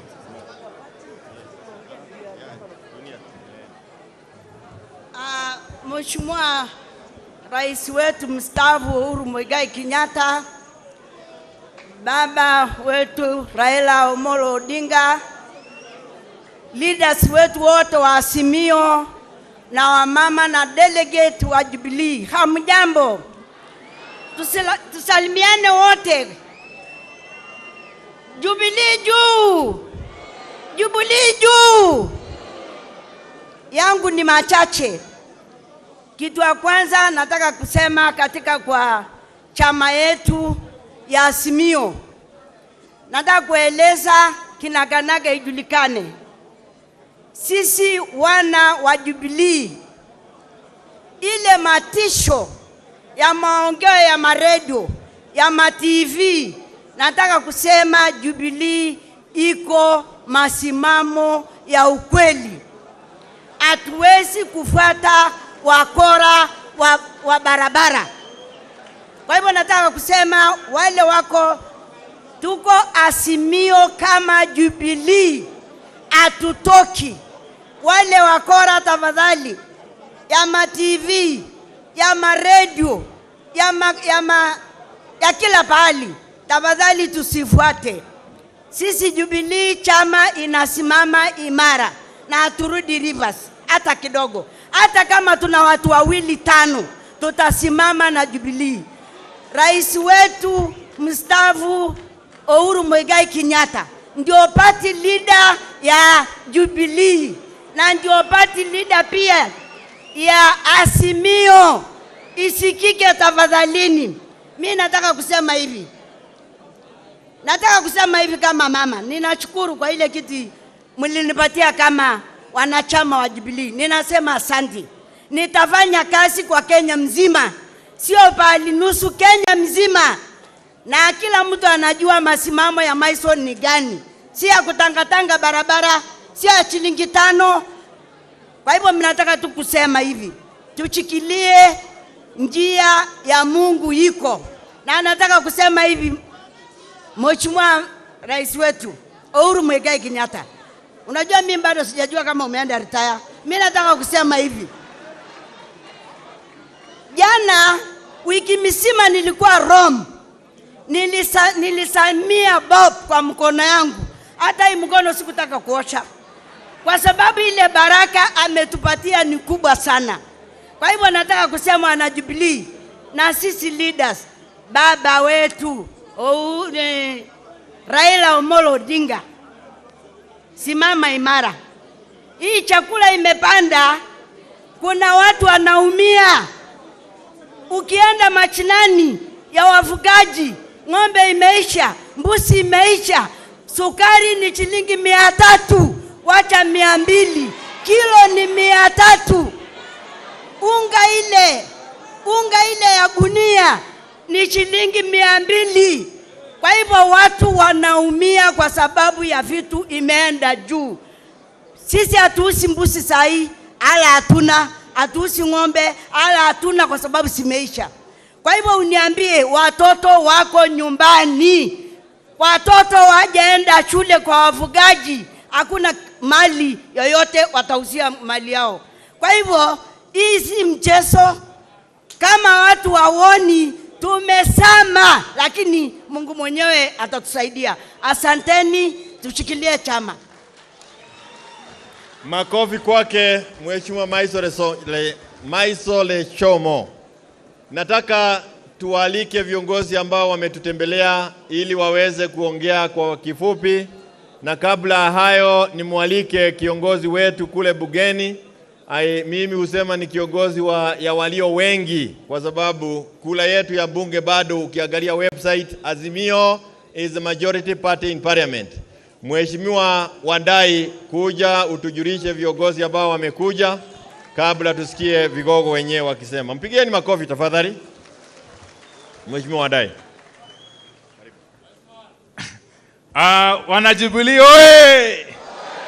Jubilee oye! Azimio oye! Kiongozi wa chama cha Jubilee, Mheshimiwa Rais Uhuru Muigai Kenyatta. Kiongozi ya Azimio, Mheshimiwa Raila Amolo Odinga, na viongozi wote wa vyama tanzu wa Azimio, pamoja na wajumbe wa chama cha Jubilee, hamjambo tena. Mimi langu itakuwa machache sana. Nataka niseme kwa niaba ya wabunge wote, kwa niaba ya wabunge wote wa Azimio, wabunge la kitaifa, tumekuja hapa siku ya leo kujiunga nanyi wajumbe wa Jubilee, na tena kuthibitisha ya kwamba sisi kama Azimio Coalition kule bungeni tunatambua ya kwamba Jubilee ni chama tanzu cha Azimio, na ni chama kimoja kinaongozwa na Mheshimiwa Uhuru Muigai Kenyatta. Na vile vile tumekuja kusema ya kwamba ni jukumu la kila mwana Kenya na ni jukumu la kila kiongozi kuheshimu na kutii katiba ya nchi. And the constitution of this country dictates that we all have an obligation to protect and defend it. And yet we know under Article 4, sub-Article 2 of the Constitution, that Kenya is a multi-party democracy. And therefore anybody, any person attempting to kill multi-party democracy by way of scavenging on political parties is enemy number 1 of the people of Kenya. Nataka nipongeze wana Jubilee kwa kusimama imara. kwa kusimama imara siku ya leo na kuwaonyesha wale walogai, wale wakora ambao wanatumiwa kuharibu chama cha Jubilee kwamba hiki chama kina wenyewe, ikiongozwa na Mheshimiwa Uhuru Muigai Kenyatta. Na nikimalizia, wacha niseme hivi, Mheshimiwa Uhuru Kenyatta, wewe ni kama mwana Kenya halisi, uko na rights zako. You have your rights under Article 38 of the Constitution. You enjoy your political rights in the same way all of us enjoy those rights. And therefore nobody should compel Mheshimiwa Uhuru Kenyatta kuachana na siasa. Lazima tuamue kwa kauli moja kwamba Mheshimiwa Uhuru Kenyatta aendelee na mambo ya siasa, na aendelee kuungana na sisi kama Azimio, aendelee kutusaidia kuongoza hii vuguvugu ili tulete mabadiliko kamili katika nchi ya taifa, nchi ya Kenya. Asanteni sana na Mwenyezi Mungu awabariki. May God bless you. Wacha nichukue fursa hii kutambua viongozi wa Azimio wako katika bungeni. Niko na naibu wangu Mheshimiwa Robert Mbui ambaye pia ni mbunge wa Kathiani kule Machakos County. Vile vile tunaye Senator Dan Manzo, Senator wa Makueni. Tuko na Mheshimiwa Basil wa Yatta, Mheshimiwa Basil kutoka constituency ya Yatta. Vile vile alishasauliwa Mheshimiwa Gladwell Cheriot, wewe huyu wa KANU. Simama tu wakuone. Mheshimiwa Cheriot kutoka Baringo. Tuko na Mheshimiwa Kamau wa Raila kutoka Murang'a. Wengine watambuliwa na Mheshimiwa Eugene Wamalwa. Asanteni sana na Mungu awabariki. Thank you very much. Asante sana. Nataka kumuita aliyekuwa governor kule pande ya Murang'a, Mheshimiwa Mwangi wa Ilia, akuje aseme na sisi. Karibu governor. Huyu wachezi. Jubilee.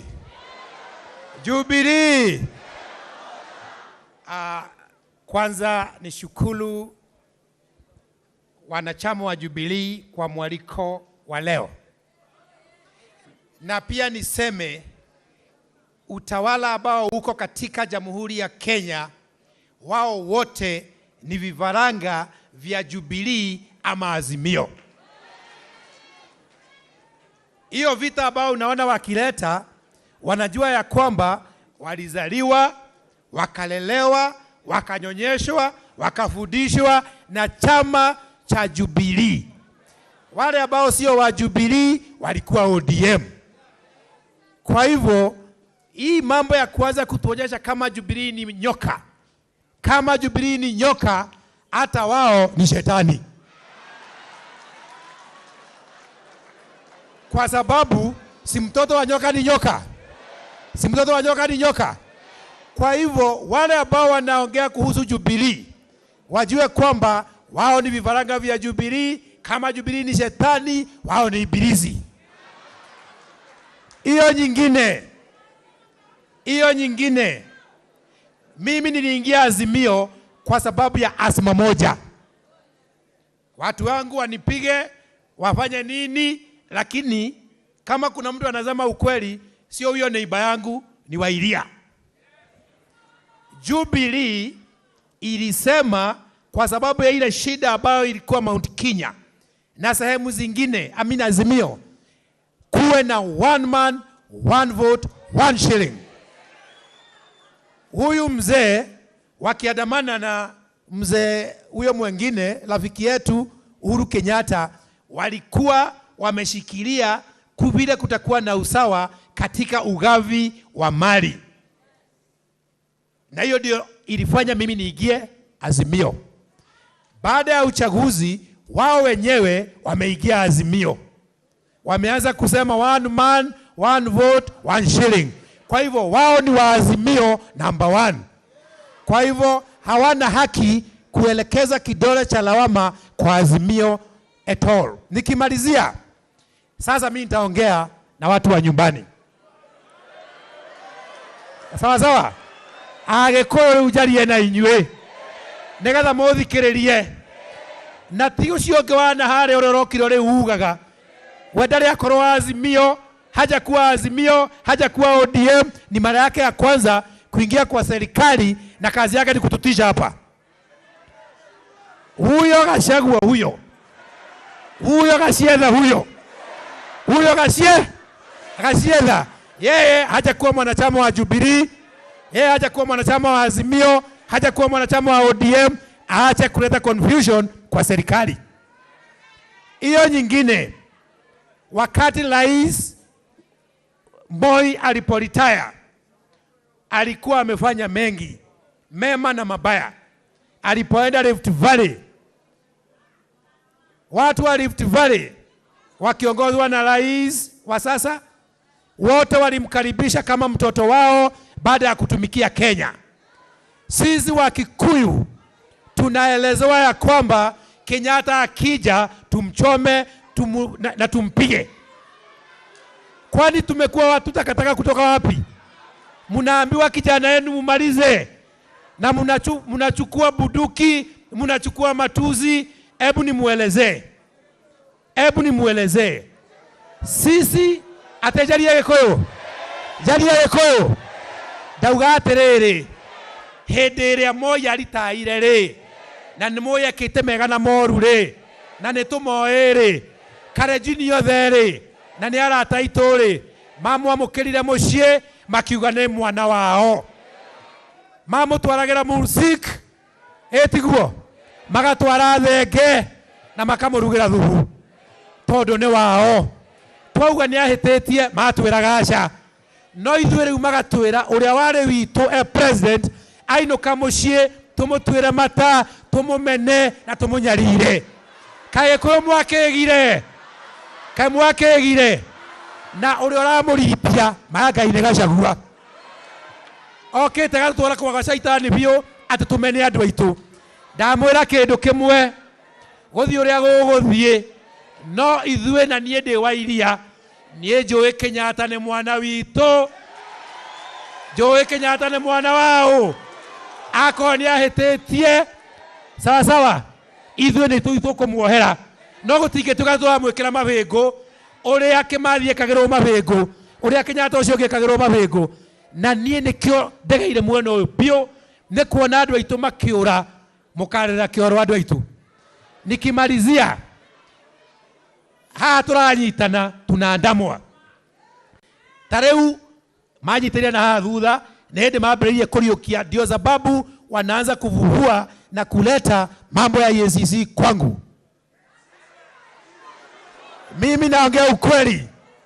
Wanaanza kusema ati kuna kampuni ilifanya kazi 2013 ati na mimi ni mhusika. Hiyo kampuni mimi sina share, sina chochote. Waambiwe hivi na Gachagua waambie hivi, aniandame afanye nini, mimi singatuki. Akuje na EACC na chochote. Kama kuna mtu ambaye alipata shida miaka 10 si Gachagua. Sawa sawa? Yeye alishikwa mara moja. Huyu baba aliteswa akawekwa kizuizini. Huyu Uhuru Kenyatta alikuwa mpaka Hague. Mimi nimeshikwa kwa madai ya uongo mara 10. Alishikwa mara moja akaanza kujikojolea, hiyo ndio anaendaga nayo Central Kenya. Akisema ati vile yeye alishikwa. Koguo andũ aitũ ndakiri hau na nĩngwendaga mũthuri ũcio aigua, ndiũ kana nĩ aigua. Tũcokere twarie Gĩkũyũ hanini. Niĩ baba witũ ndauga atĩrĩrĩ, hĩndĩ ĩrĩa Moi aritaire rĩ ainũka Rift Valley rĩ na nĩekĩte maũndũ maingĩ, mamwe marĩ mega na mamwe marĩ moru, tondũ ngĩathana mĩaka ĩyo yothe no nginya gũkorwo na kaũndũ. Kũrĩa aigirwo handũ mathiaga tarĩ kũmũhoya, magathiĩ na Mursik, magatwara thenge, makaruga thubu na makauga ndakahutio nĩ mũndũ. Rais ũyũ wĩkuo William Ruto atindaga gwake mũciĩ na makauga ndakahutio nĩ mũndũ.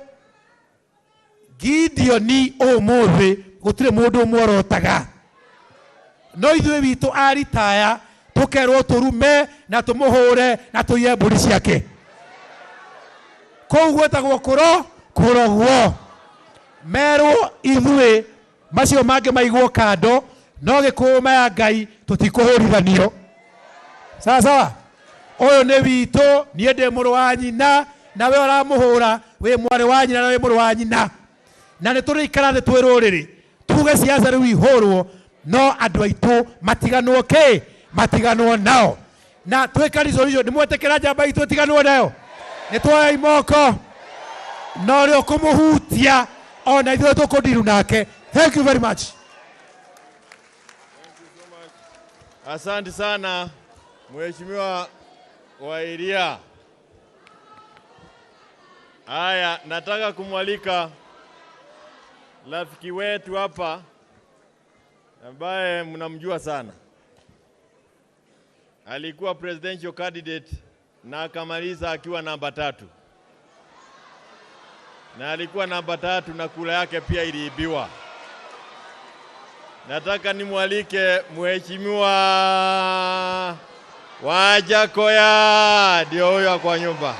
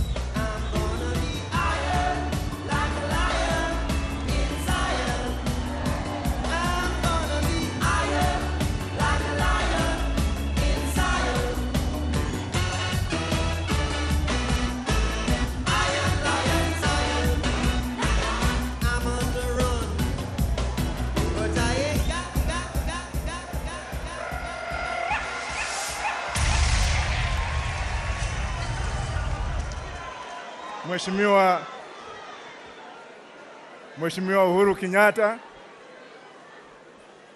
baba yetu Raila,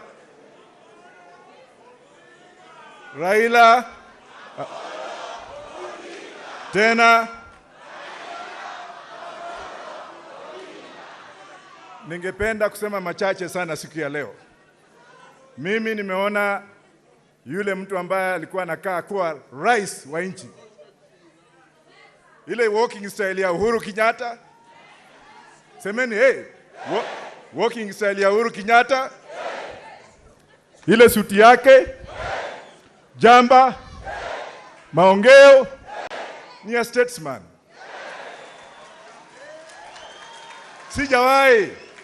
Sijawahi kumsikia Uhuru Kenyatta akitusi watu wadogo. Sijawahi kusikia Uhuru Kenyatta akijiingiza mambo ya domestic affairs ya nyumba ya mtu mwingine. Gachagua, wacha nikuambie, sikuogopi. Wewe umeingilia mambo ya polisi. Wewe unafuta polisi. Unaingilia kazi ya polisi. Uko na chuki ambayo huwezi kuacha. Mwanaume ni mtu ambaye husamea watu wengine. Na tumesikia kuna mambo ya sukari. Si mnawajua? Tunataka tuangalie ndani yake kama watoto wa hao watu wako kwa hiyo sukari. Kweli ya marongo? Ya pili, tukiwa na Mheshimiwa Raila Amolo Odinga ambaye ni taa ya taifa la Kenya, ambaye ni taa la bara la Afrika na ambaye ni taa ya ulimwengu mzima. Alafu nakuta vitoto vingine ambao vilikuwa na diapers wakati Raila alikuwa akifungwa, ambao hawakuwa wamejua kwenda choo, ambao alikuwa anasarishwa huko na majani kumani na zao.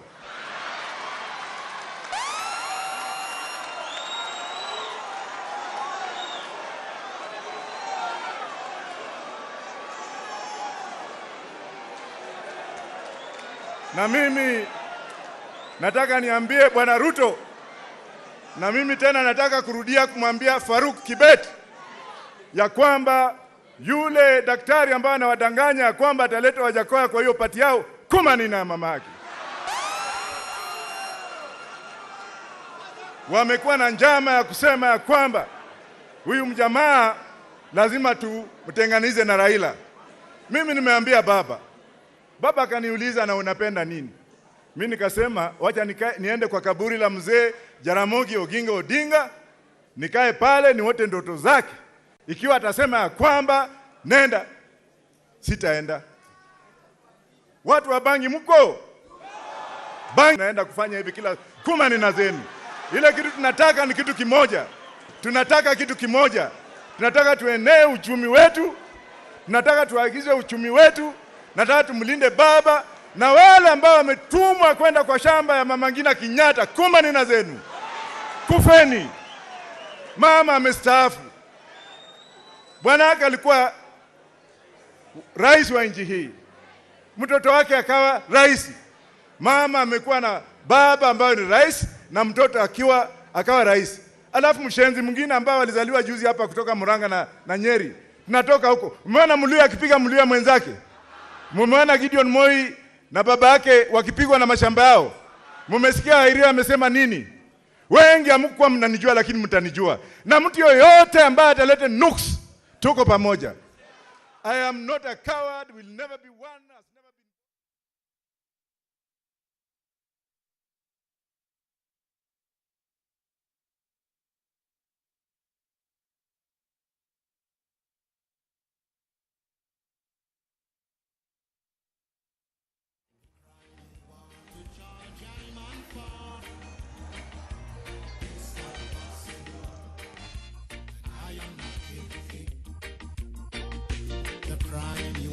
To charge I'm on for. It's not possible. I am not easy. I've been following all these great forerunners' footsteps.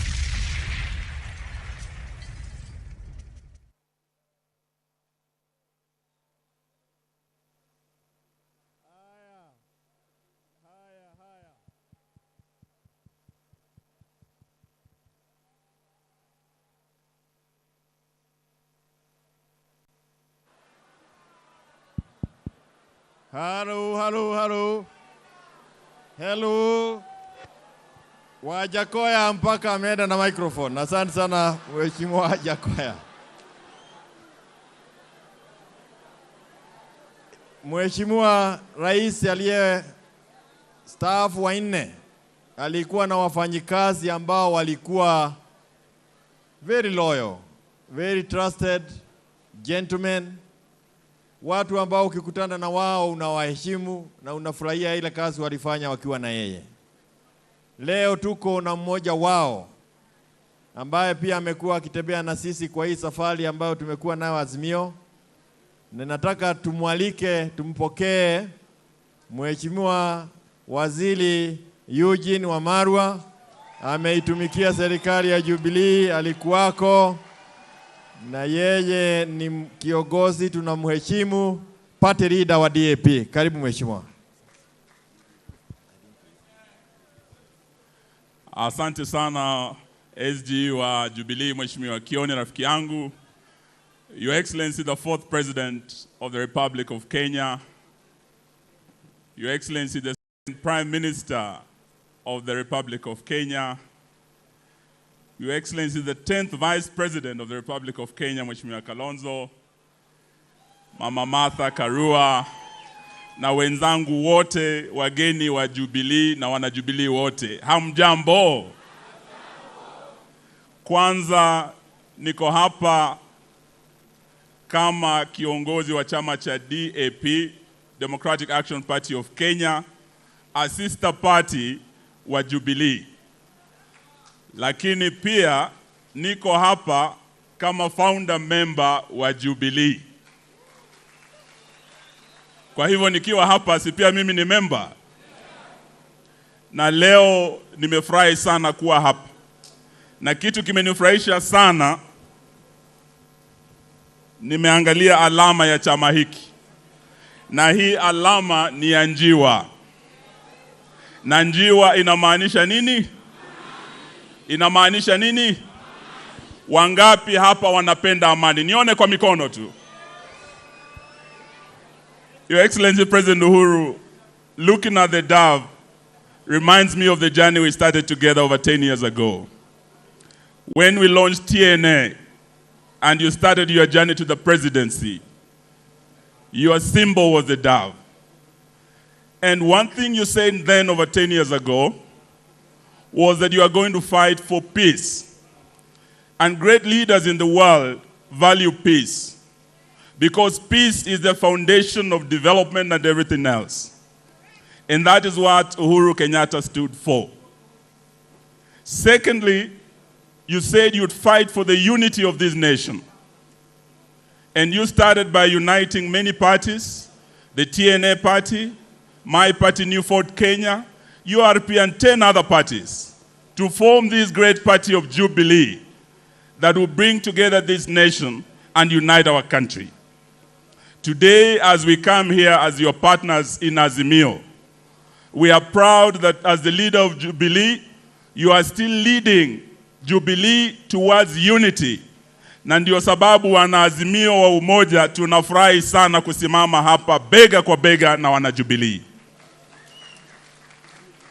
The third thing you vowed to fight then was corruption and tribalism.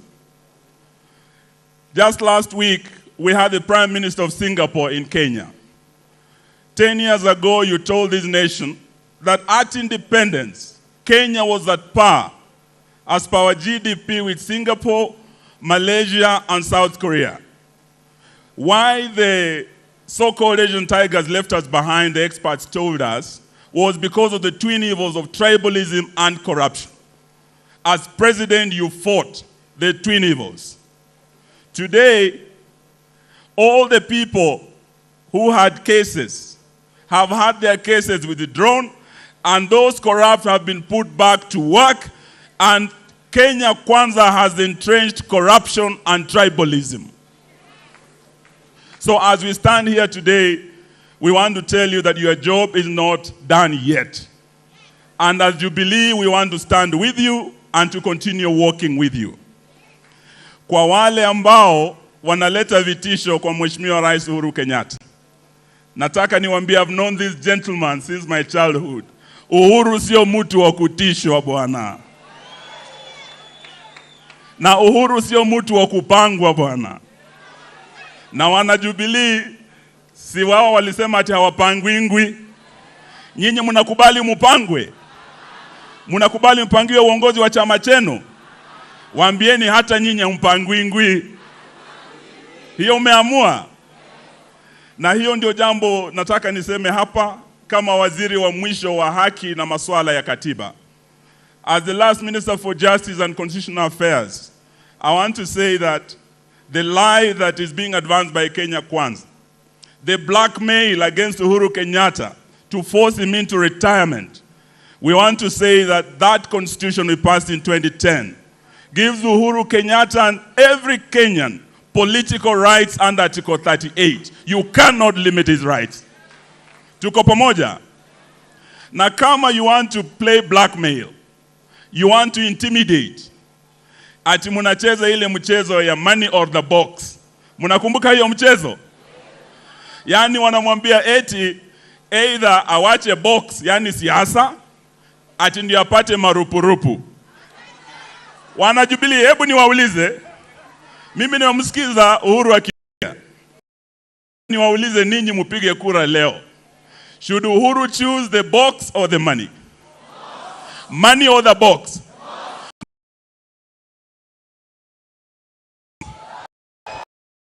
Sasa wana na pesa.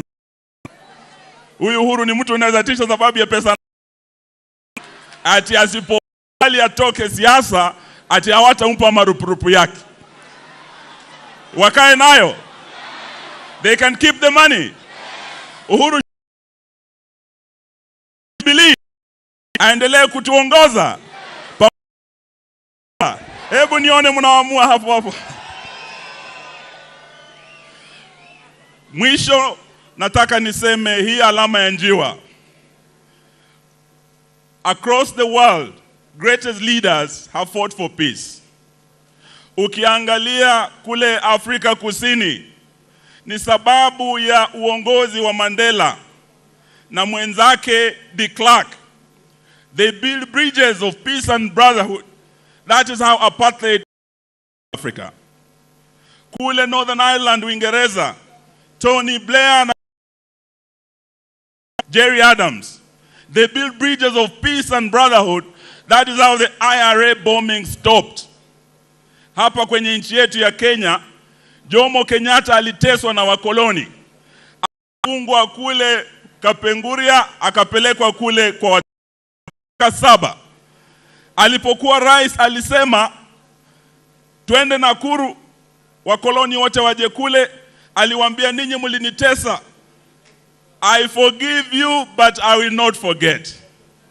That is how great leaders lead a country. You cannot lead a country through vengeance. You cannot lead a country through vindictiveness. You cannot lead a country through vendetta. Wenzetu wa Kenya Kwanza wataka tuambie mwache siasa ya chuki, kuingilia shamba ya Mama Ngina na kuiba kondoo ya mjane. Jamani, hiyo ni ungwana kweli? Na wale wanaiba kondoo wanaweza wacha pesa yenu? Sisi leo tunataka tuseme Kenya belongs to all of us. We want a united, peaceful country. We continue walking this journey together. Tuko pamoja.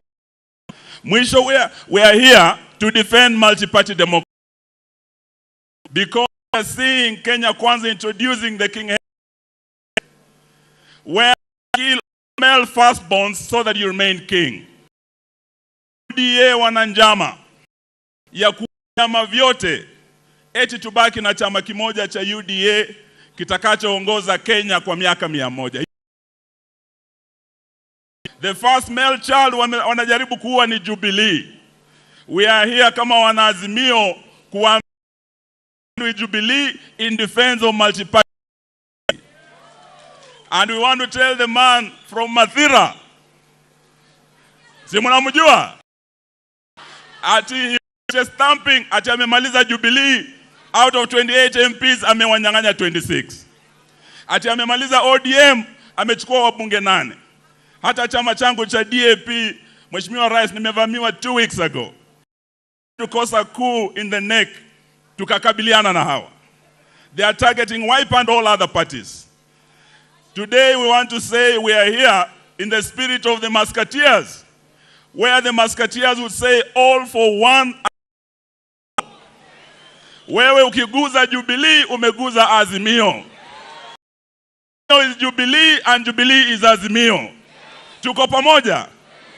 So we are here to say no to the attempt by Kenya Kwanza to turn back the clock, to return Kenya to a single party state. We know wao ni wanafunzi wa Nyayo. Nyayo kill multi-party democracy, wanafuata hiyo Nyayo.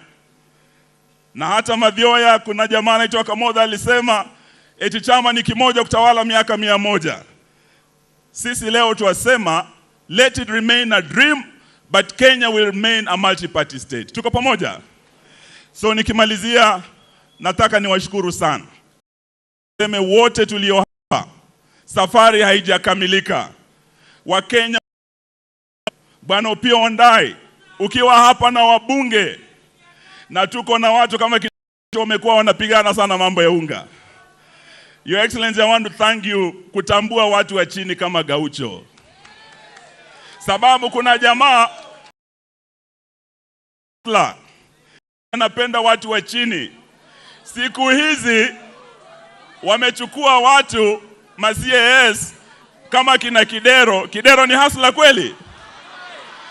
Ile pesa yenu ambayo wangepea Gaucho, wanapea Kidero kuwa CAS. Mheshimiwa Rais, wewe shika hii watu wa chini. They were taken for a ride. Kenya Kwanza has become a bull promises than lies. Na sisi, baba ametembea na huyu Gaucho. Ukimnunulia lunch, Mheshimiwa Rais, kumbuka Gaucho ana ndugu yake anaitwa Okanga. Tafuta Okanga pia umnunulie lunch bwana. So nawashukuru sana. Mungu awabariki wana Jubilee. Still continues. Ile bili inaongeza mambo ya ushuru. Tunataka wabunge wetu wapinge wasipinge. Wabunge wetu wapinge wasipinge. Ili wasiongeze ushuru, si ndio? Walisema eti Uhuru aliongeza ushuru na Raila na handshake. Sasa si wao wako pale. Badala ya kupunguza, si wanataka kuongeza. Shetani afanye nini? Asanteni, Mungu awabariki. God bless you. Pigieni Mheshimiwa Waziri Eugene Wamalwa makofi. Thank you so much. Mambo ya ameanena ni tuko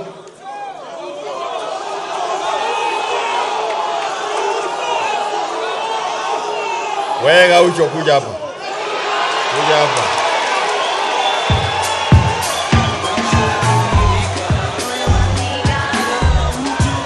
Kwa kifupi sana. Mche kidogo kwa kifupi.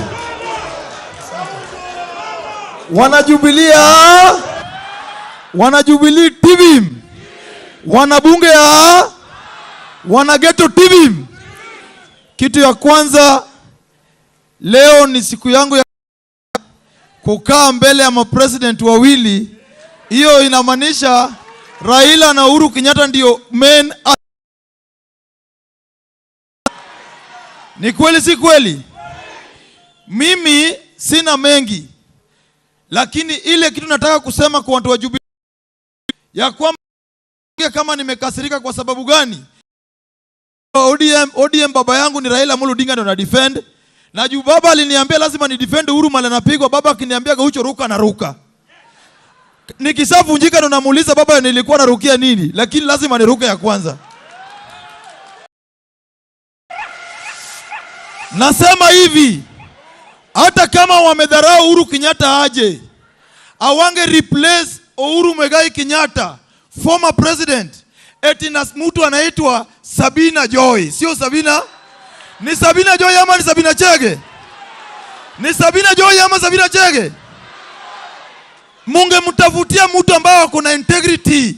Si mtu anajua hizi room zingine mingi kuliko maisha yake. Wanajubilee Wanajubilee TV.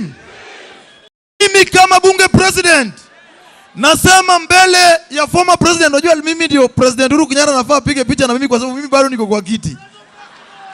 Ni kweli si kweli? Nasema hivi Mr. President, naomba wewe na president wangu Raila Amolo Odinga na Kalonzo Musyoka, Eugene Wamalwa, Martha Karua, msiwachane kwa sababu uasama ambayo ilikuwa chuki ya Wakikuyu na Wajaluo ilianza kitambo. Lazima mkae pamoja ili tuendelee kuwa wasichana wa Kikuyu na Wakikuyu pia wafanye biashara kwa hizi nchi zingine. Ni kweli si kweli? Na mimi nasema, jana niliona jamaa mwingine akona ndevu amedai akinisaliti kwa ule president bandia. Mimi pia nataka nisaliti huyo jamaa ambaye alinunuliwa na Raila Odinga akiuza mbuzi. Anaita Danoni. Kama si Raila Odinga, Duale angefanya biashara ya ubroka. Raila ndiye alimtoa kwa mbuzi. Uhuru Kenyatta kamweka waziri, leo anatumia Wasomali kumaliza. Ni kweli si kweli? Ni kweli si kweli? Alafu mtu mwingine anazunguka na koti kubwa anakaa kama mtalikazwa anaitwa Gachagua, eti anazunguka akitusi president Uhuru Kenyatta. Mimi nasema hivi, mimi kama bunge president, sisi tutasimama na Raila Odinga na Uhuru Kenyatta mpaka Mwenyezi Mungu arudi. Na namalizia nikisema hivi, mimi na watu wa bunge wote Kenya mzima, baba maisha imeshinda vijana. Juzi nikishikwa wakinipeleka kwa hizi jela, walinipeleka Central. Nikapata vijana wengi Central watikwa juu ya dawa ya kulevya na ulevi. Kwa sababu gani? Wako frustrated na life, sasa wanakunywa pombe ili wasahau wanafaa wakuwe na familia. Mimi nasema President Uhuru Kenyatta, usiwache jamii ya Central walikoniwa. Sasa hii ukienda Kirinyaga Road, biashara zote ni Wasomali na Wahindi. Eti Wakikuyu wako mlango wanauza mask. Na sisi tunajua Wakikuyu ndio watu wa biashara. Mimi nasema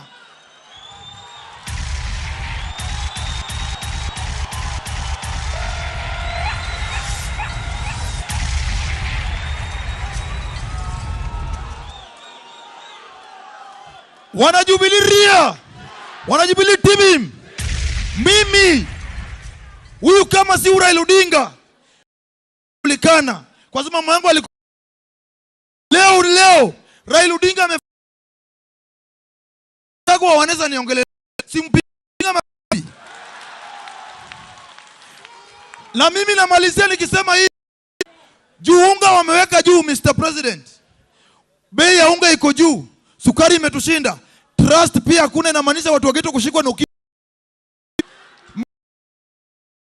mimi kama bunge president juzi nikifungua bunge ya Roysambu, watu waliniambia nataka tu support yenu kidogo. Sisi tutakuwa kwa maandamano kwa sababu watu na namalizia nikisema huyu jamaa anataka kumaliza biashara ya Kikuyu ya manyumba. Kwa nini ana insist kujenga manyumba na watu wa Kenya bado wako na njaa? Tunaona hiyo Ruto 18 walisema ya kwamba Raila Odinga anataka kumaliza biashara ya Kikuyu ya manyumba. Leo yeye anasema ya kwamba lazima utoe pesa ya kujenga nyumba na nguvu. Watu wa Korokocho wamekuambia wanataka nyumba, watu wa Dandora wamekuambia wanataka nyumba, watu wa Kayole wamekuambia. Ruto, wacha kukonu wa Kenya. Mimi kama ghetto president naomba president wangu Raila Odinga na Kalonzo Musyoka na Uhuru Kenyatta msimame na mimi na msome na bunge, kwa sababu vile wanafuruga Jubilee sasa wameanza kuweka kibaraka yao pia ingie ndani ya bunge. Mimi nataka support yenu. Mimi pia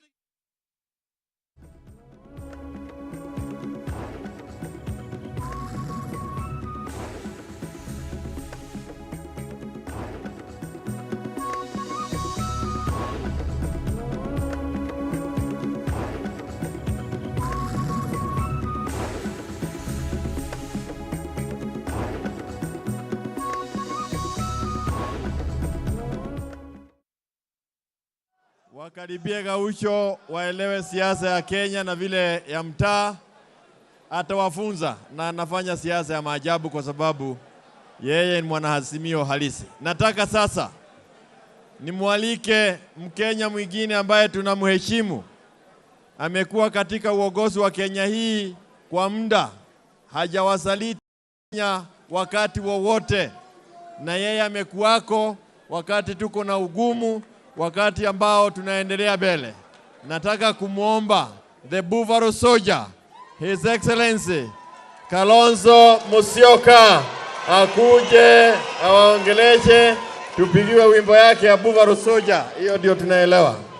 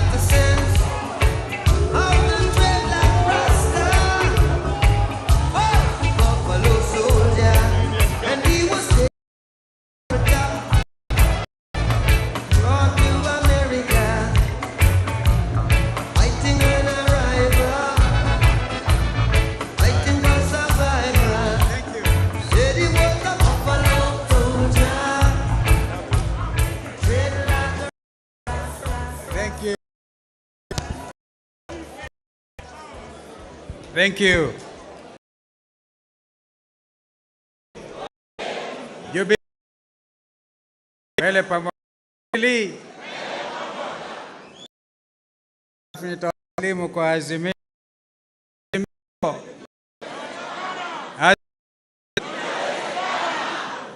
Basi salamu nyingi kutoka wana Wiper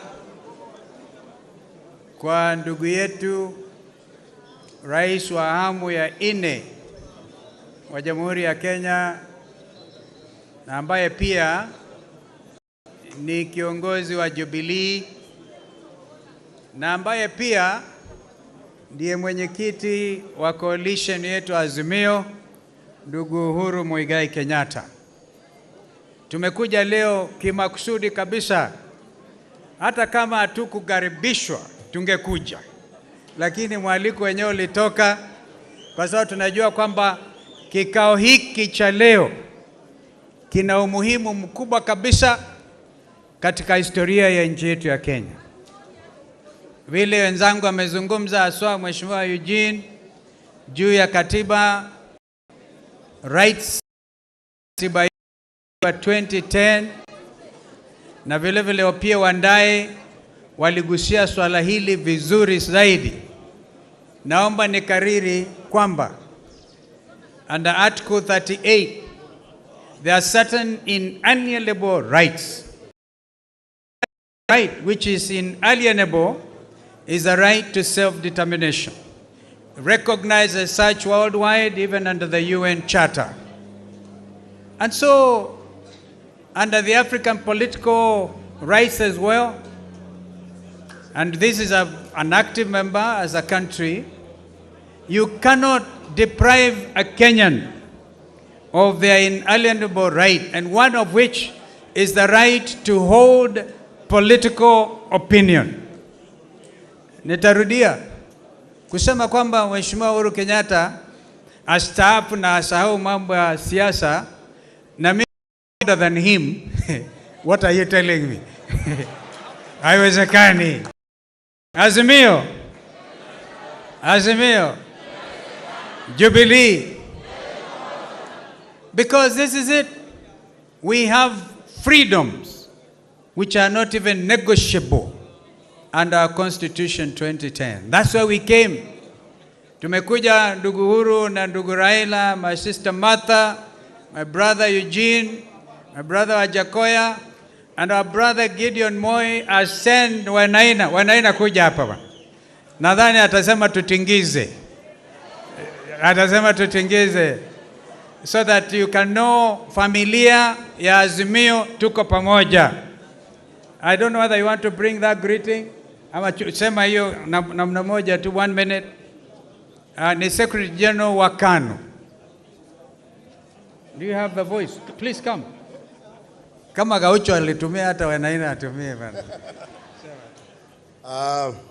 Asanti sana. Mimi kwa majina naitwa George Wainaina na mimi ndio Secretary General wa chama cha KANU. Na nimeleta salamu ya chairman wangu Bwana Senator Gideon Moi. Na sababu mimi na Bwana Kalonzo chama cha KANU tuko kwa Oka ambao tuko Azimio. Nataka kusema tuko Azimio ndani. Lakini kabla sijakaa, Bwana Mheshimiwa, ningetaka kuongea na hii watu yetu. Twarie. Yambe jori atiriri. Todo hehede mwe twathiururukaga na Moi aritaite tukifika Gatibari. Hede one kureithia twareithagia. Riria turari na Kibaki tukwamuriithi tukimwohera kura ri ni ngobu turahuraga. Na riu urimu uyu ithue twi naguo tuhana andu a ruriri wa kuga ati Mheshimiwa Uhuru aikarage mucii ri turenda ikarage mucii kage atia. Turenda ikarage mucii kage atia. Arege gukorwo na ithue tuhinyiriirio uguo tuhinyiriirio mothi etiguo. Muthuri Jamba gwenda gukwira atiriri ona mai megiko ni mahora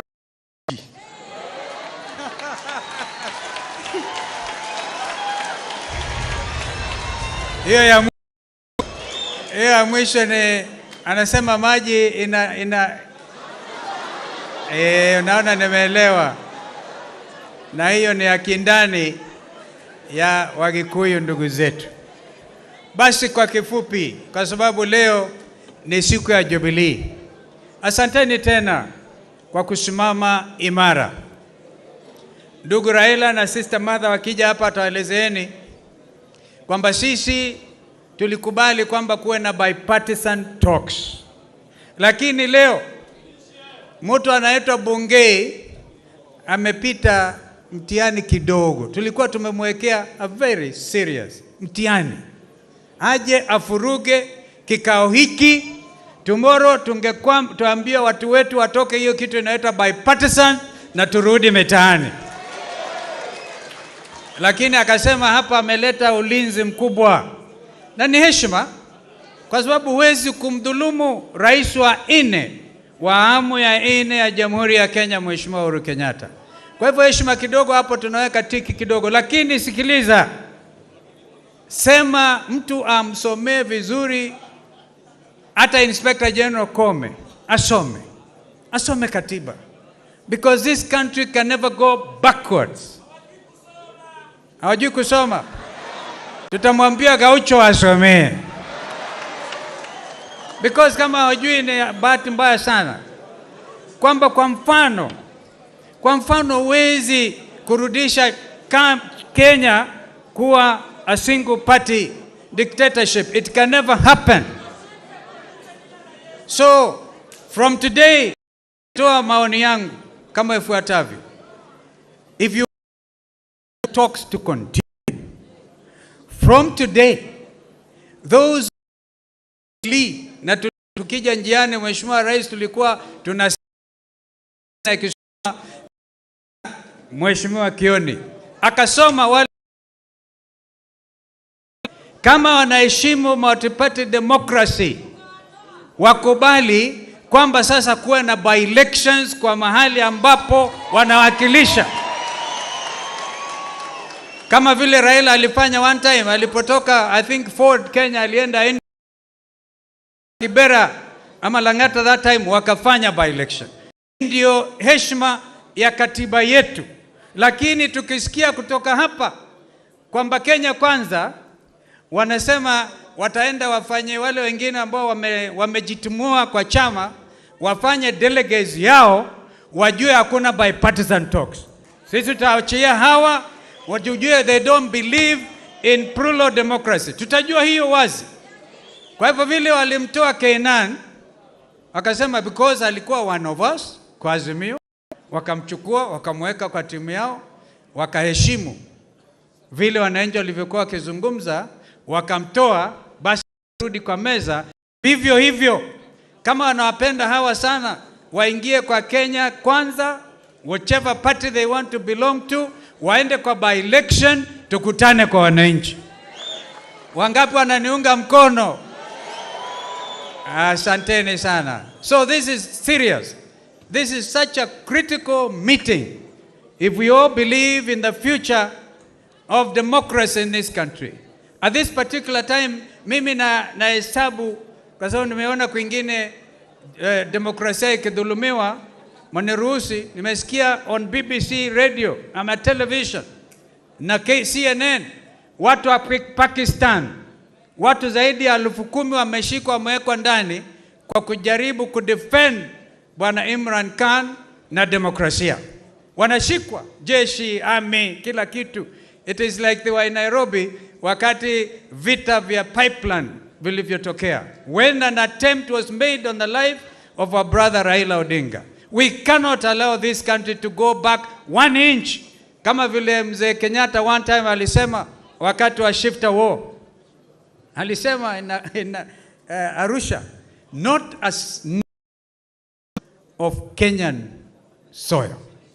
We are going to say, not an inch of the gains you have made in terms of democracy will be ceded to anybody, because the constitution reigns supreme. Na kwa hivyo mambo haya gezeni tena sana. Mimi nitalala leo. Nitalala because if they have ears to hear, wamesikia. Na kama hawana, basi they to invite you ndugu Uhuru na Azimio, sorry, na Jubilee, of course led by our brother Raila.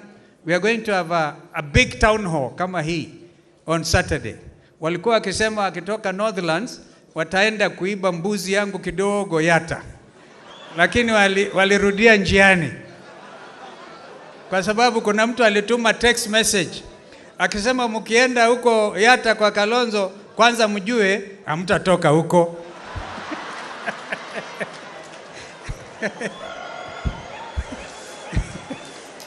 Na tena mkijaribu mjue mtakuwa slaves, kazi yenu ni kufanya fencing na kulinda hiyo mbuzi na kondoo.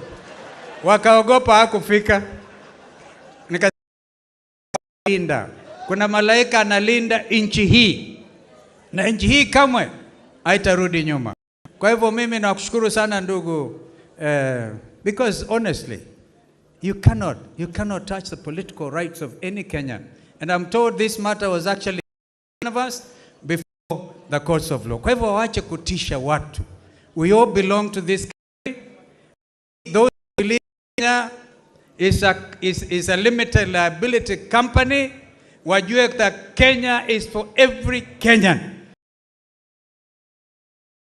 To his company, and therefore you get dividends only to watu kama hawa. Mungu amefanya maajabu yake, akawafichua mpaka onekana pengine hata hawakuenda shule properly.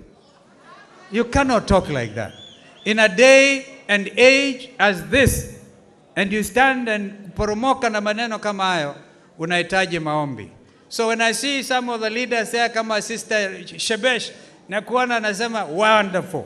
Na team ambayo chukua mamlaka yenu, allow me to address a lady called Anne Deritu, a lady I have respect for. Usikubali, because that should be an independent office.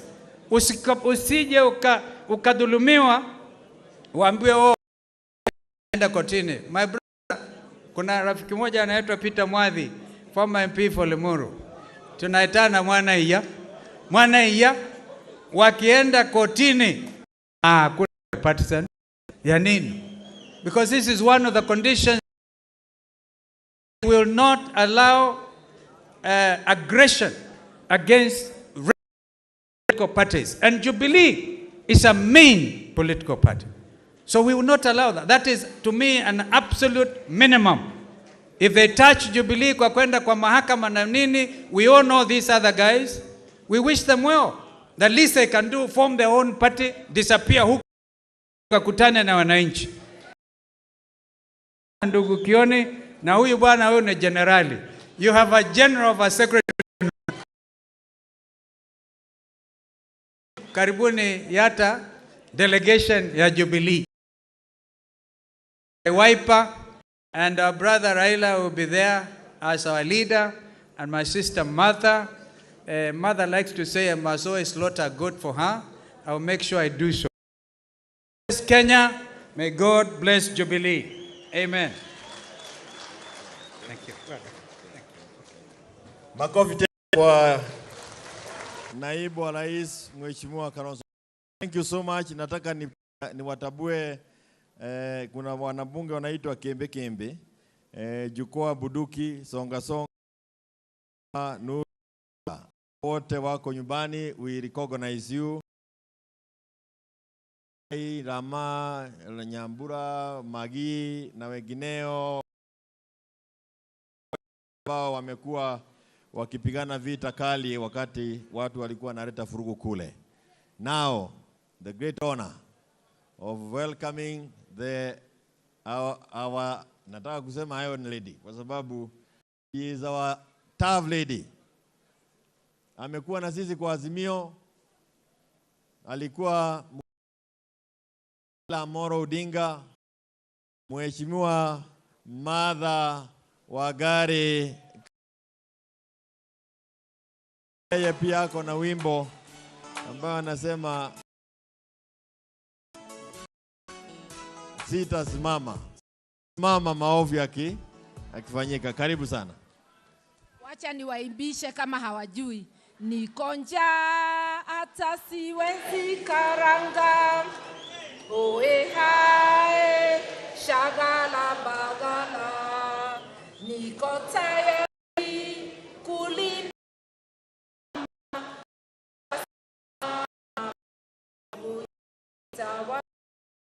sita mama ya kitawala. Asanteni.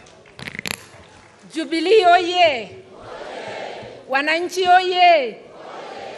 Azimio! Azimio! Tusisahau ya kwamba that Jubilee is one house, Azimio is the larger house. Na ndio nikaja leo na kofia ya NARC Kenya. Ndivyo mkumbuke NARC Kenya is a member of Azimio Coalition. Miwa Rais Kenya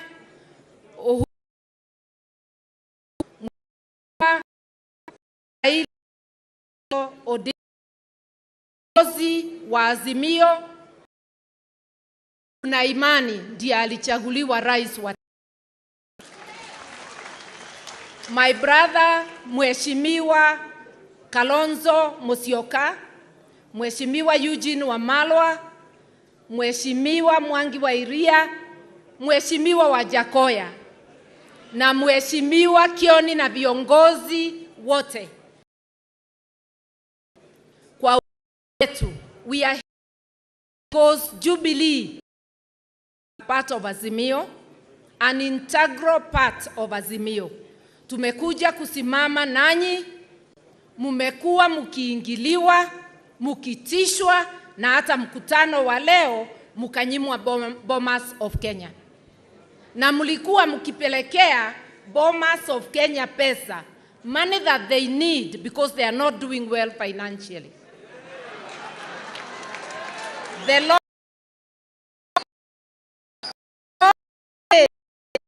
not for as long as Bomas of living nationally and hosting this NDC. And said, I want to re-emphasize, ukigusa Jubilee, umegusa Azimio la Umoja.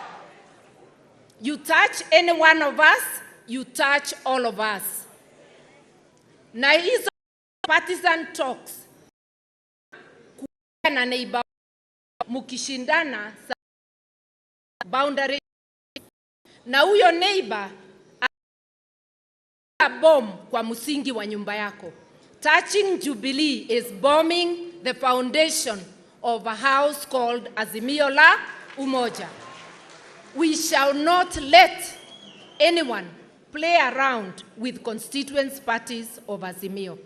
Na nataka ijulikane ulimwengu wote, sio waasi ndani ya Jubilee wanataka kubomoa Jubilee.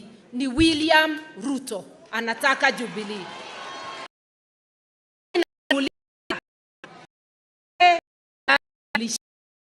Kama basi uko na wajumbe wa kutosha, kwa nini ukae ukijaribu kubomoa nyumba za wengine? Kama umetongoza members and they want to come to your party, warudishe kwa kiwanja, wachaguliwa wakiwa kwako. Hata mzee wetu aliaga, mzee Moi, alikuwa na heshima kwa sheria. Akitongoza mtu wa nyumba ingine, alikuwa anajiuzuru, tunaenda by election.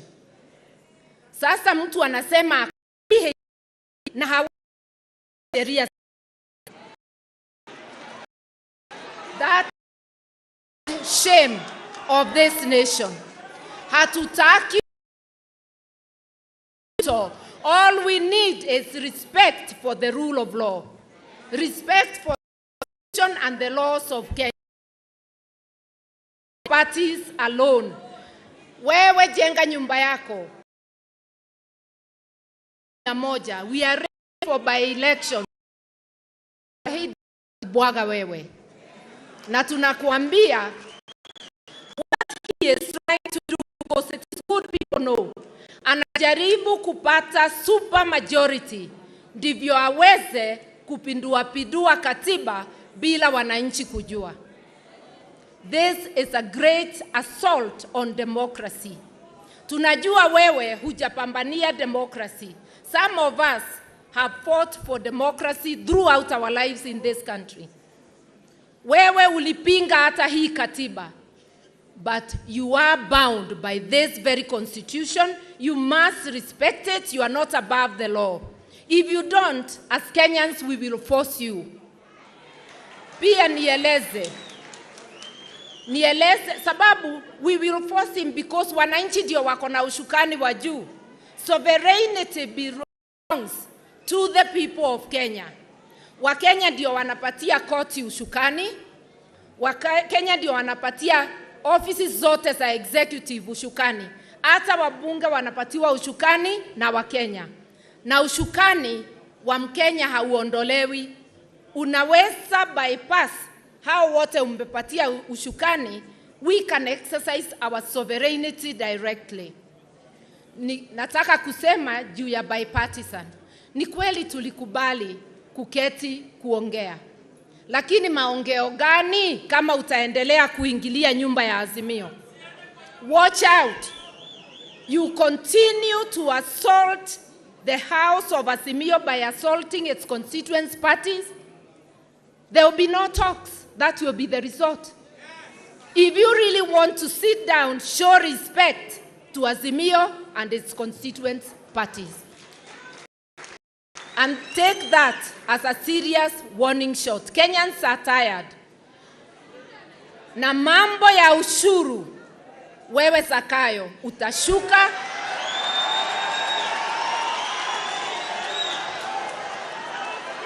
Utashuka, na usiposhuka Wakenya watakushukisha. Watu wengi wanalala njaa, hawawezi pata chakula ya kutosha. Watoto hawaendi shule. Vijana wengi hawana ajira. Na ile tu unafanya, unataka kuweka ushuru hata kwa hewa ile tumepewa bure na Mungu. Ukisikia kinara wangu akisema punda amechoka, utakuja kuelewa hiyo ni kusemaje. Ukiendelea vile unaendelea. Mimi nikimalizia nataka kusema hivi.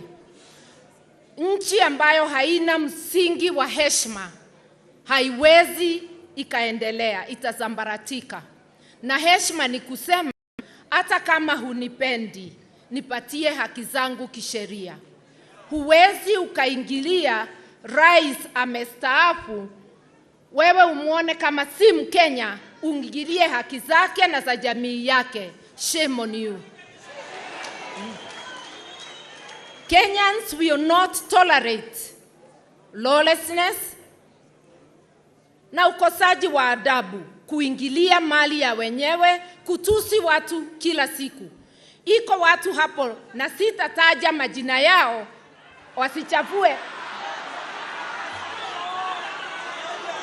Nitachafuka mdomo tafadhali. Mutawajua. There are people who are behaving like village bullies. Ni kutusi watu kila siku. We are not going to accept to be bullied into silence. You can insult all you want, but we are not going to be cowed down. We shall stand for our rights, and we are going to liberate ourselves and our country, whatever it takes. That is a notice to you. Na kwa jamii yetu ya Wakikuyu, moririkane na ngwaria gegesugu. Moririkane ona mbiti itere aria mwana. Yani, even a hyena does not eat its own. How come that we have become worse than hyenas? How can you go to attack the property of one of us? We want you to respect not that just the properties of those who belong to our every Kenyan, because a nation without the rule of law cannot stand. Mimi naomba wewe vijana mnapotoshwa, msipotoshwe tena. We shall live in harmony, na hata tukishukisha Zakayo tutamshukisha in harmony. Aende nyumbani in harmony, na Kenya iendelee in harmony. Sisi si watu wa fujo. Sisi ni watu wa kufuata sheria na amani. Iko kijana yangu moja aliongea hapa na nimemwambia nitamkosoa kidogo. Hata ikiwa ni mtu ametukosea, awe mama awe baba, tusimuingilie kimaumbile, tuingilie vitendo yake. Na hiyo ni kusema sio leo peke yake, kila siku, hata akiwa ni mama, please stop yourself from issuing any criticism or insult that is gender-based. Sababu utakuwa utatusi hata wale tumeketi hapa bila kujua. Kama ni mwanaume pia hatutamuingilia kimaumbile. Tutamuingilia kulingana na vitendo yake. Kwa hivyo, long live multipartyism, long live Jubilee, and long live Kenya. Asanteni sana. Asante sana. Thank you so much. Makofi kwa mama, makofi kwa mama. Ili tuweze sasa kuinuka, tumukaribishe Baba Raila Amolo Odinga, the people's president. Sasa ni wakati wake. Wapi wimbo yetu?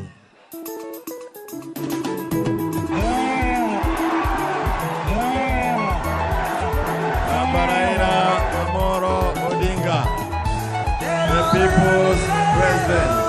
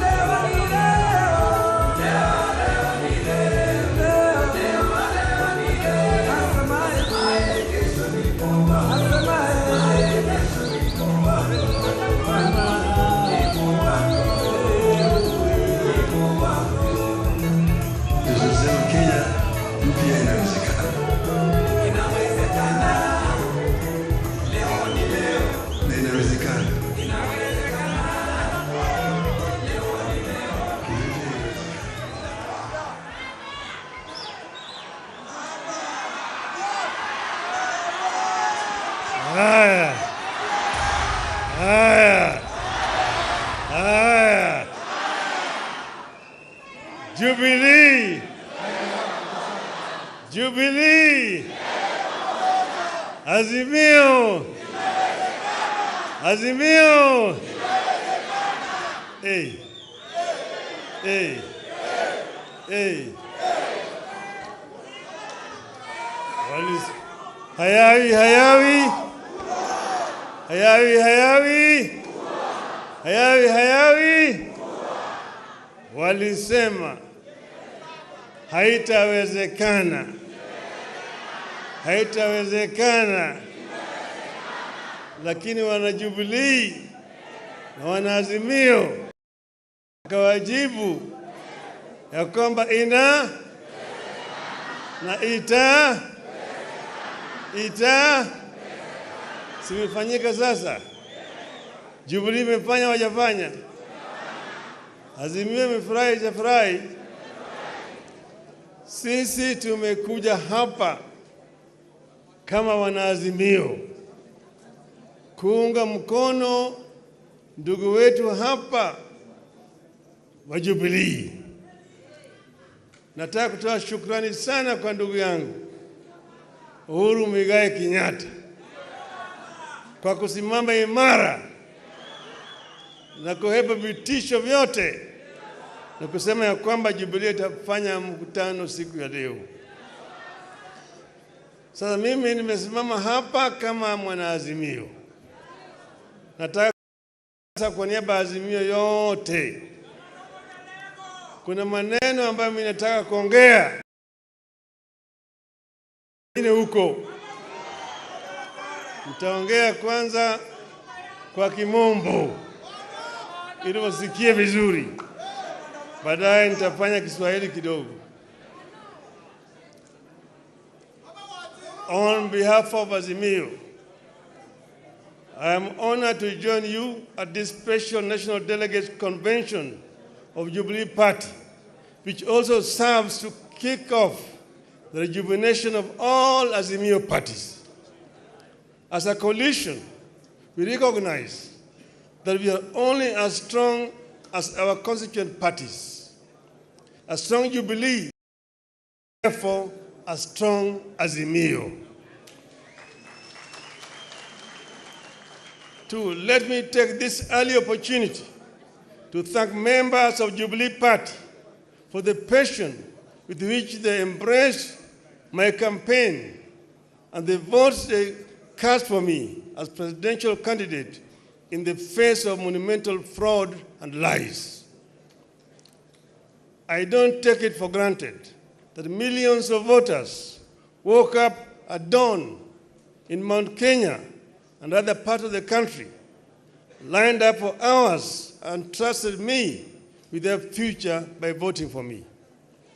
I urge you not to give up on that dream of a regime governed by empathy for citizens, honesty, and accountability, as opposed to the lies Kenya Kwanza sold and continued to sell.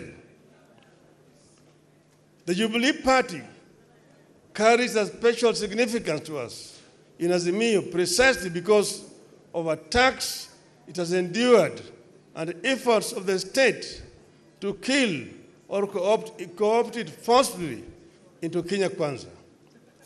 Should Jubilee be subdued, multi-party democracy will be under serious threat in our country.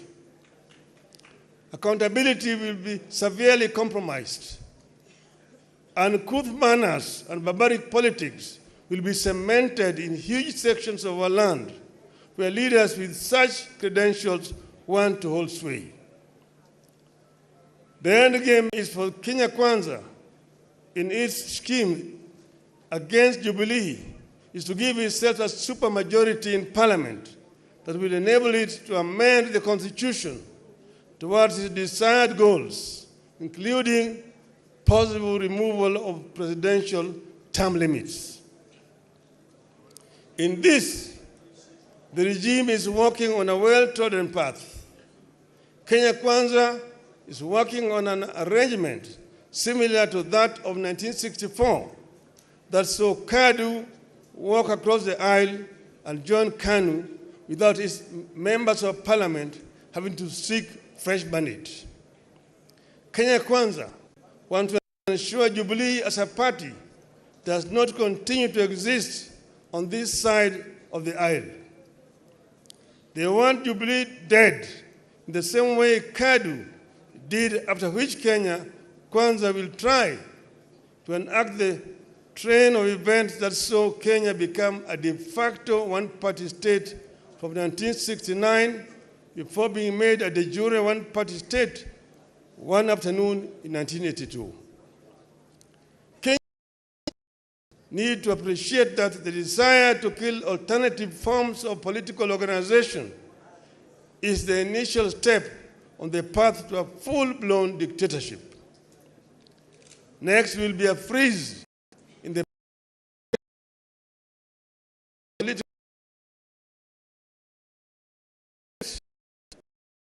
participation in critical like voting will diminish. By 1983, as we entered the peak of years of a single-party dictatorship in Kenya, voter turnout stood at a mere 30%. It is therefore upon us, the parties and those who have this hindsight of history, to ensure that what happened once does not happen twice. While those in government may think they will be insulated should the regime succeed in destroying multi-party systems, history tells us that as soon as the regime in power succeeds in killing opposition, turn inwards and kill debate and dissent within its own ranks.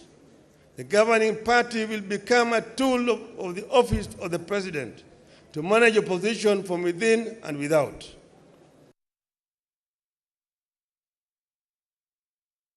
That of the president.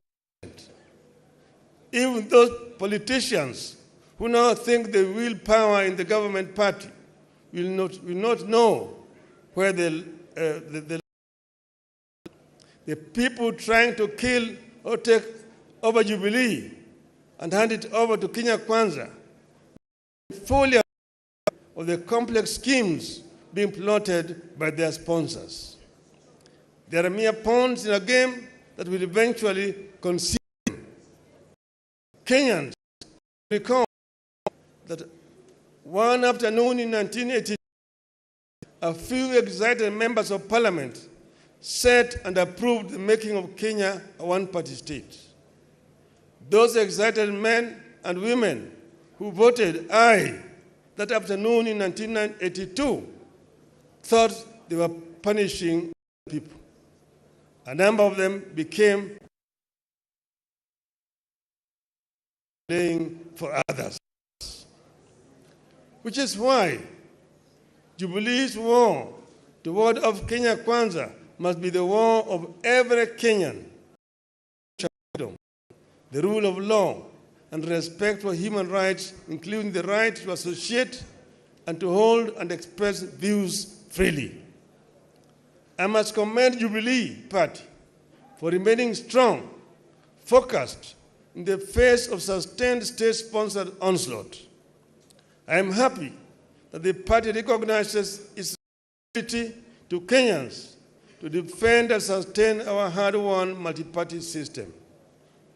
More importantly, I commend the Jubilee Party for continuing to fight for lowering of cost of living, electoral justice, inclusivity in appointment in public office, and abolition of excessive taxation of Kenyans. I want to assure you that we will fight this battle together and we will win it together. Failure is not an option. Failure is not an option. As we push for respect for political parties, I want to make a heartfelt call on our country to respect leaders who have over the others.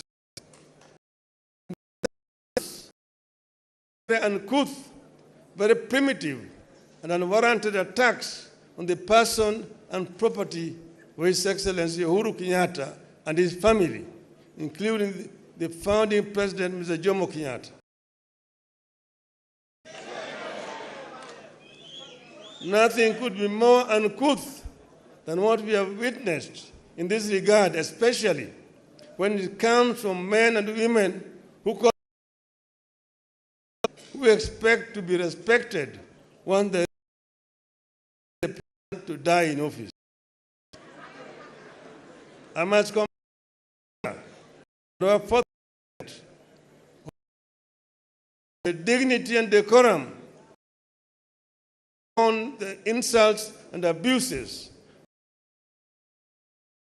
of the nation, the citizens of Kenyans. And I personally thank Uhuru for choosing to be high when they have hit an extreme low. I call for respect of retired leaders, not because Uhuru is with us, as because it is what civil do and believe. It is what happens in civilized nations. You will recall that when NAC took power in 2002 and exiled ministers, blood of the President Arap Moi, I said no. I said no. Frustration of a man who positions ending up as our president. As I said when we launched Azimio in Nakuru,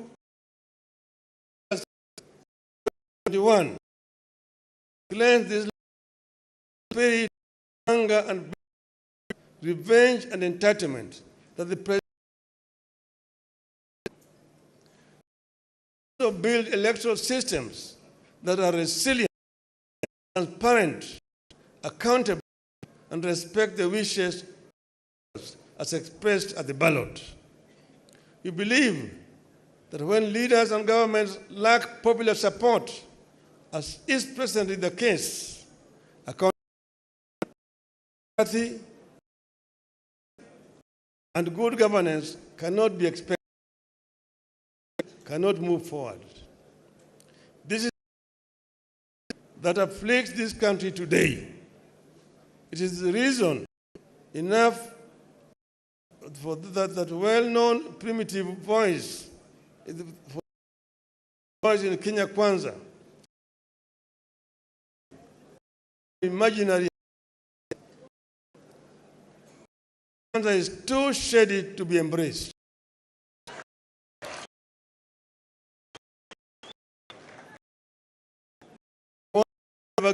To give a good deal, Kenyans. The deal will not be forthcoming. I'm sure we will pursue vain dialogue. Those who want to take over Jubilee are the same ones over their positions and political future, living there is interested in. They want to destroy because, not because it is weak. It's a force now. It could be an even bigger force and a threat. I urge you to stay focused in creating an atmosphere that will allow the country to take a critical look at traditions and institutions with a view to creating an atmosphere for constitutionalism to take. I encourage you to implement this with the confidence that the full force of the media.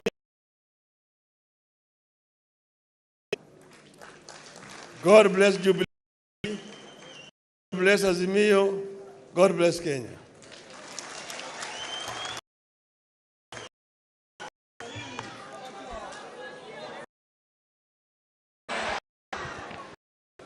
Sasa sema kwa muktasari. Swala hapa kwanza na maisha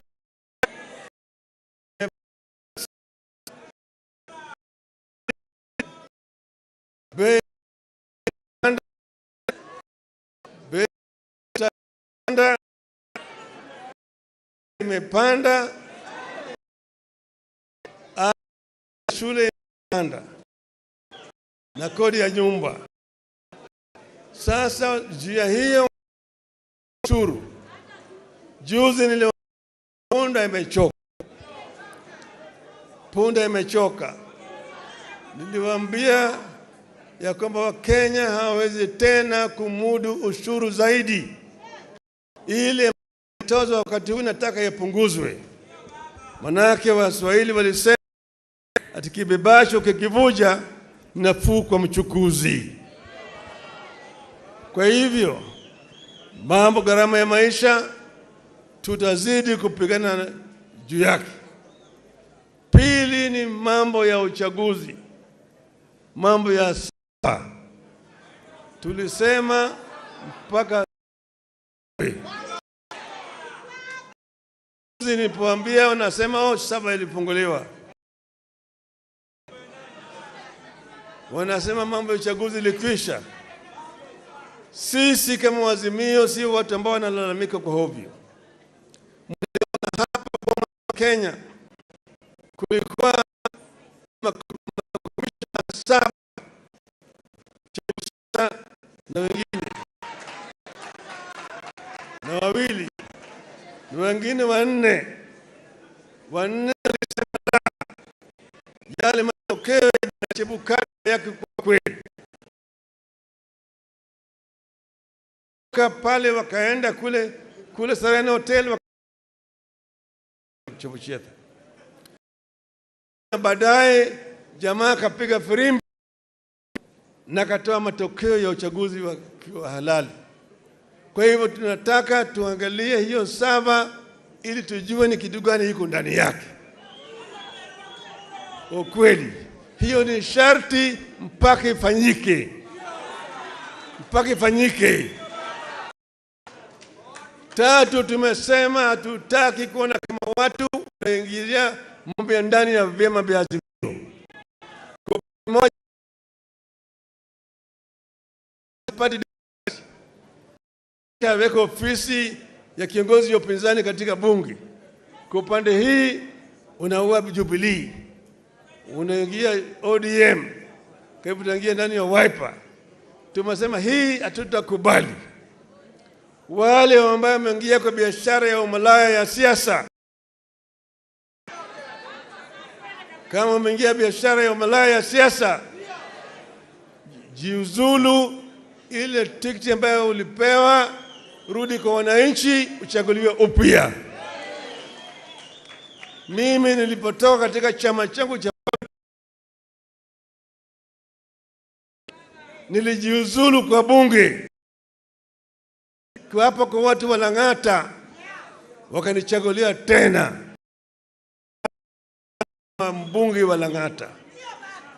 Wengi walitoka namna hiyo. Marehemu Dr. Protas huko Kisii, Likoa, Mumanyi, Shamala, Apili Wawire, Aniri na kadhalika. Wengi walijirudi katika uchaguzi. Kwa hivyo tunasema badala ya kuchukua Jubilee uende naye katika Kenya Kwanza, toka kwenda peke yako, nasimama na chama ya Kenya Kwanza au UDA, atuonana na wewe kwa njaa. Mwingine ambaye kuna hisa zaidi, mwingine mna kidogo, mwingine hawana. Kama kuna Wakenya wanafanya nini Kenya? Kama hatuna tutoza ushuru ya sababu gani? Wanasema tulipe 3% na nyumba waweze kujengea sisi. Tumesema ikiwa kama nyinyi mnasema mambo ya hisa, na tunataka Bwana Ruto atuambie mimi kama yeye anaunga mkono mambo ya Bwana Gachagua. Bwana Gachagua ndiye naibu wake. Ukisema ya kwamba Kenya ni kampuni, basi sisi tutaki tunaenda kwa Umoja wa Mataifa tuseme tunataka self-determination. We cannot be treated as second-class citizens. For Kenya Kwanza are entitled to employment and entitled to services by this government. If that is the case, then the rest of Kenyans will ask for self-determination. Tumesema hao watu wamedhulumu Kenya zaidi. Kila siku wako kwenye runinga wanapiga kelele, wanabweka kwa Kenya. Sisi kama kwa hivyo kama nyinyi mnataka mazungumzo, tulisema mwezi moja. Sasa imebaki siku 14. Siku 14 imebaki. Kama ile kamati ya Otiende na yule mwenzake haiwezi kupata suluhisho kwa mambo matatu. Mambo ya gharama ya maisha. Pili ya sava. Tatu, mambo ya vyama ziwe huru.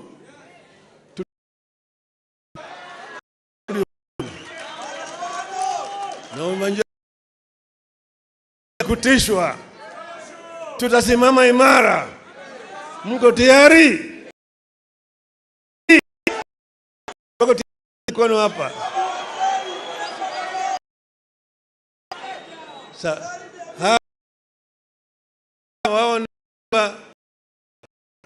Sasa lugha ya hasta sasa imepotea.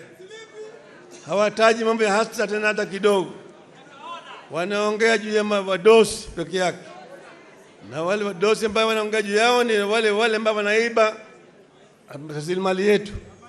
Maana mambo hii ati neti ya umbu pale. Ni nani yuko pale? Si mnajulikana? Mnajulikana? Bwana Richieta na watoto wake. Watu wanajulikana. mambo ya sukari, mambo ya sukari, sukari, sukari. Sasa sisi tumesema mambo ya ufisadi mpaka iangaliwe na watu ambao wanahusika, lakini wezi hawezi kwenda kwa wengine. Mambo ya Shakahola, Shakahola, Shakahola, Shakahola.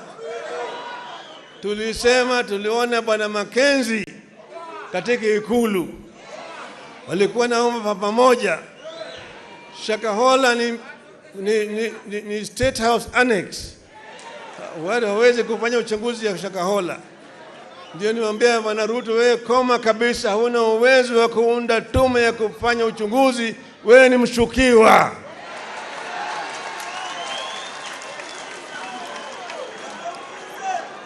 Na Bwana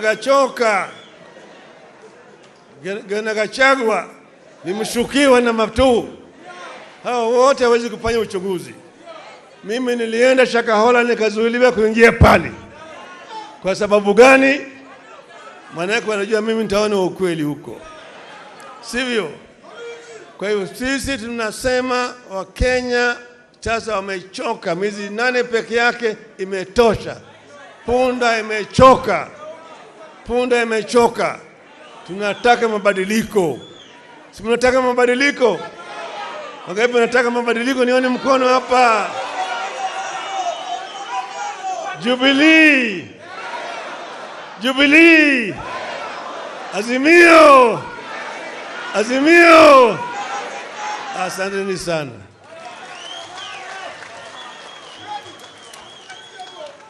Asante sana baba. Asante sana baba Raila Amolo Odinga.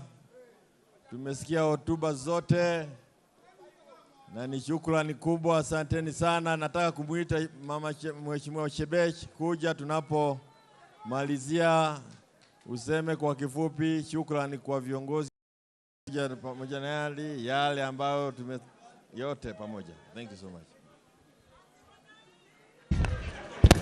Jubilee, Jubilee. President wetu, our party leader Uhuru Muigai Kenyatta, wacha nianze na kusema asante kwako. Tunakupenda. Watu wa Jubilee, ni kweli ama si? Ukiona Uhuru roho yako inasikianga aje? Utaona matokeo yake. And be sure we are committed. Hold on to Jubilee Party for life.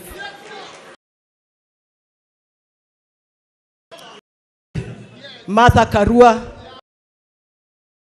my friend, Lonzo Musyoka, Eugene Wamalwa, Wajakoya, Wainaina from Kanu, and Mwangi Wairia.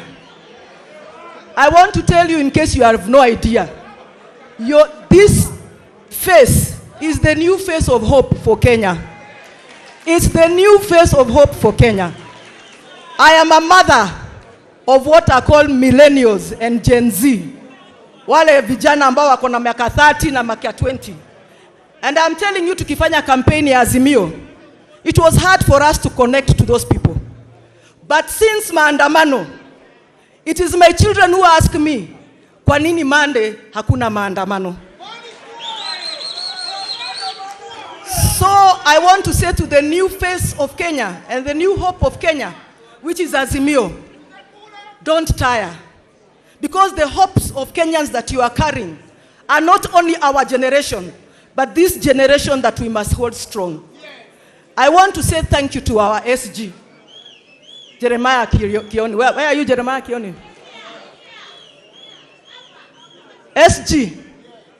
SG, Aki, kuja tu hapa kidogo. You know, if you know a political party, na unajua uchungu ya political party, then you must understand the role Jeremiah Kioni has played for us to be here today. And because people are never praised at home, today, Kioni, I want to praise you. I want to say, hiyo sufuria unavaa, hata sisi watu wa Jubilee from now on, tukienda maandamano, tuvae sufuria kwa kichwa. Ndio watu wajue Jubilee is in the house. And I also want to for not being shaken and for making us reach where we are today, that we can confidently say, Jubilee tuko mbele pamoja. Asante sana. Chairman wa Jubilee, ambao leo mumeleta delegates hapa. Nikianza na chairman wangu wa Nairobi, ambao nampenda sana. Those who have run political parties, President Uhuru, you know, even when you were in Kanu. Raila Odinga, I know he knows this. That is his strength. Ni wale wanaitwa chairman wa party.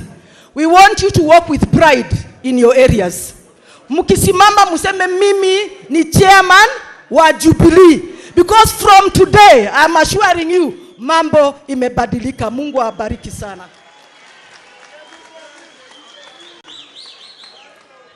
Mpigieni Shebesh makofi anapotoka.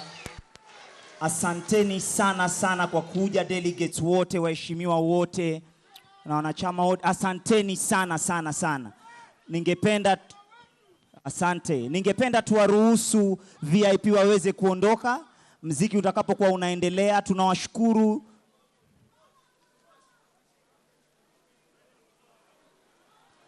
Tunataka tuombe. Reverend pale ulipo, Reverend njoo tufungie na maombi. Reverend naomba utufungie na maombi. MCA wa Idhaka na kuomba pia uje hapa. Kidogo tuombe kidogo tu, tunaomba tutulie tuombe. Samahani. Reverend tufungie na maombi. Na tuombe. Mwenyezi Mungu, tuwasema ni asanti kwa maana imekupendeza kuwa na siku njema. Tuwakushukuru kwa ajili ya viongozi wetu ambao mmewasaidia kuongea mambo ambayo tumeyasema. Tunapopungukana na kwenda manyumbani, tunajiweka mikononi mwako, utubariki na utuongoze. Bwana awabariki na walinde, awainulie uso wake na ape amani. Na hayo amani ya Bwana ipitao akili zote hiyo hifadhi mioyo yenu katika kumjua Mungu na mwana wake Yesu Kristo. Nazo baraka zake Mwenyezi Mungu Baba, Mwana na Roho Mtakatifu ziwe nanyi, zikae ndani yenu na zitaviri pamoja nanyi katika pembe zote za taifa, kuanzia sasa na hata milele. Amen. Amen. Safari njema. Haya, tuwaruhusu viongozi waondoke kisha tumalize. DJ mziki kwa umbali wanapoondoka. Tafadhali. Na kiu nĩ kĩũngano kĩa ambunge kĩama-inĩ kĩa Jubilee kĩrĩa gĩakorwo gĩgĩthiĩ na mbere mũthenya wa ũmũthĩ nĩ hĩndĩ gĩakorwo gĩgĩtirihwo, na kĩrĩa gĩakorwo gĩgĩtongorio nĩ ũrĩa warĩ mũtongoria wa bũrũri wa kana President Uhuru Kenyatta, ũrĩa nowe mũtongoria wa kĩama kĩu. Nĩ kĩũngano gĩgwĩkinyĩtio nĩ atongoria matiganĩte kuma ciama itiganĩte, na mũno makĩria kuma ngwatanĩro-inĩ ya Azimio la Umoja. Arĩ nĩ hamwe na mũtongoria wa ngwatanĩro ĩyo ũrĩa nowe mũtongoria wa kĩama kĩa ODM Raila Odinga, oro hamwe na mũtongoria wa kĩama kĩa NARC Kenya Martha Karua, mũtongoria wa kĩama kĩa Wiper mũndũ ũgwĩtwo Kalonzo Musyoka, gatagatĩ ka atongoria angĩ arĩa megwĩkinyĩtie thĩinĩ wa kĩũngano kĩu. Na nĩ kĩũngano kĩama gĩkĩ kana ũtongoria wa kĩama gĩkĩ wakorwo gĩkinyanĩria maũndũ matiganĩte na makinyanĩria kweheria amwe arĩa mararĩ thĩinĩ wa kĩama gĩkĩ na arĩa maregiritania kana maranyita mbaru ũtongoria wa President William Ruto. Arĩ nĩ hamwe na mũmbunge wa Gũthukio mũndũ gwĩtwo Sabina Wanjiru Wachege, oro hamwe na mũmbunge wa Yala mũndũ ũgwĩtwo Kanini Kega, hamwe na atongoria angĩ. Na handũ-inĩ hao nĩ gwakorwo gũgĩcagũrwo atongoria matiganĩte arĩa megũkorwo makĩiyũkia ũtongoria thĩinĩ wa kanjũ ya igũrũ ya ũtongoria wa kĩama kĩa Jubilee kana NEC. Namwe arĩa makorwo magĩcagũrwo mũikarĩri gĩtĩ nĩ mũndũ gwĩtwo Saitoti Torome, mũndũ gwĩtwo ũrĩa warĩ governor wa kaunti ya Laikipia Nderitu Mũrĩithi acagũrwo ta mũtongoria wa kanjũ ya biacara kĩama-inĩ kĩu, hamwe na angĩ arĩa makorwo magĩcagũrwo thĩinĩ wa ũtongoria wa kĩama kĩa Jubilee mũthenya wa ũmũthĩ. Ririkana maya mothe mokĩte rĩrĩ gũkoretwo na njatũkano thĩinĩ wa kĩama kĩa Jubilee, mwaho ũrĩa ũratongorio nĩ mũmbunge wa Yala Kanini Kega hamwe na Sabina Chege makienda kuhagũra kana kweheria ũtongoria ũrĩa ũrĩ kwa ihinda rĩrĩ.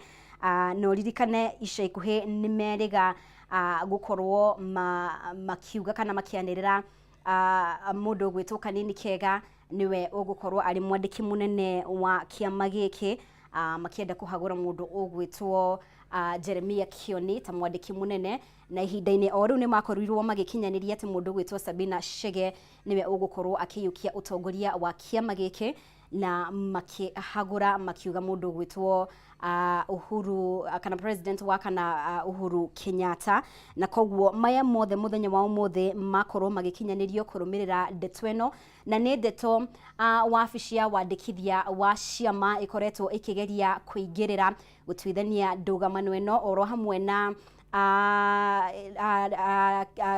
kiama gĩa kugeria gutwithania ndũgamano thĩinĩ wa ciama ikoretwo ikigeria kuingĩrĩra thĩinĩ wa maya mothe. Uririkane arĩa angĩ makoretwo makigeria kuhagurwo ni mwaho wa Kanini Kega ni andu ta munini wa muikarĩri gĩtĩ kĩama-inĩ kĩa Jubilee mundu gwitwo David Murathe oro hamwe na muigi wa Kĩgĩna Kagwe Gĩchohi ni amwe ya aria makoretwo makigerio kuhagurwo ni mwena ucio wa Kanini Kega na ni maundu maingi muno makorwo makiarĩrĩrio thĩinĩ wa mucemanio uyu. Mundu gwitwo uria wari president wa kana Uhuru Kenyatta mwene ugite de kugwagwa hari guthie na mbere gutetera kiama kia Jubilee akiuga we aratetera muingi na ameba a kiama kia Jubilee na niakorwo agiukirira muno makiria agikorwo ni thirikari ya Kenya Kwanza utongoria wa Kenya Kwanza ni undu wa gukorwo utari na kihariro ya kwenda gutunya kana kuyukia utongoria wa kiama kia Jubilee ona thengia wa gukorwo ni mahotire githurano kihituku no auga ati egutigirira niarowirira kiama kia Jubilee na uyu niguo murugamo umana atongoria age aria makorwo makiaria atongoria aria angi aria maria kuma mwena wa Azimio alini hamwe na Martha Karua mundu gwitwo Eugene Wamalwa mundu gwitwo ona mutongoria wa Azimio Raila Odinga ni makorwo magiukirira Kenya Kwanza muno ni undu wa gukirira Uhuru Kenyatta ni undu wa kuingirania na uteti na mauga ena kihoto o giothe gukorwo akiingirania na uteti haria harabatarania muno makiria hoka ni kurwirira kiama kia Jubilee agikorwo hena bata wa gukirwirira koguo mau nimo makorwo magithie na mbere koguo nti gukorwo tukirumirira hihi uteti okuoya mwerekera uriko thigithigi ya ngucanio ino ya kiama kia Jubilee mwena wa Kanini Kega hihi maria megukorwo makirekereria kurumirira maria makorwo magikinyanirio muthenya wa umothe thĩinĩ wa kiungano giki kia ajumbe a kiama kia Jubilee kiria giakorwo gigitongorio ni mundu ogwitwo Uhuru Kenyatta koguo ni tugukorwo tukirumirira muno makiria maria mothe megukorwo makiyumiria thĩinĩ wa uteti wa Jubilee na nigioririkane kuma hindi iria mugunda wa Northlands wa family ya uria wari president Uhuru Kenyatta watharikirwo ndari arĩrĩria ndeto ĩno ndari eigiranie na uteti otiga hindi iria ekinyetie wabici-inĩ cia kiama kia Jubilee hindi iria mwaho wa Kanini Kega mageretie kuhagura kana kuyukia utongoria kia hinya no muthini akorwo akihutariria maundu maiganona uhoro ucio wigie tharikira yo mugunda-inĩ wa Northlands na maundu mangi matiganite koguo ni tugukorwo tukimurikana kinyi maria mangi mekwiyumiria kana hihi mwena wa Kenya Kwanza ni ukwaria mwena wa Kanini Kega na mwerekera uria ugukorwo ukioywo ukonainie na utongoria wa kiama kia Jubilee. Ni gatho muno makiria ni gutwarana hamwe na ithue na gutucagura nitugukorwo tugikumenyithia mohoro maya na maria mothe makorwo makihanika muthenya wa umothe mekurumirira themwe ya Kameme TV ritwa riakwa ni Mubi.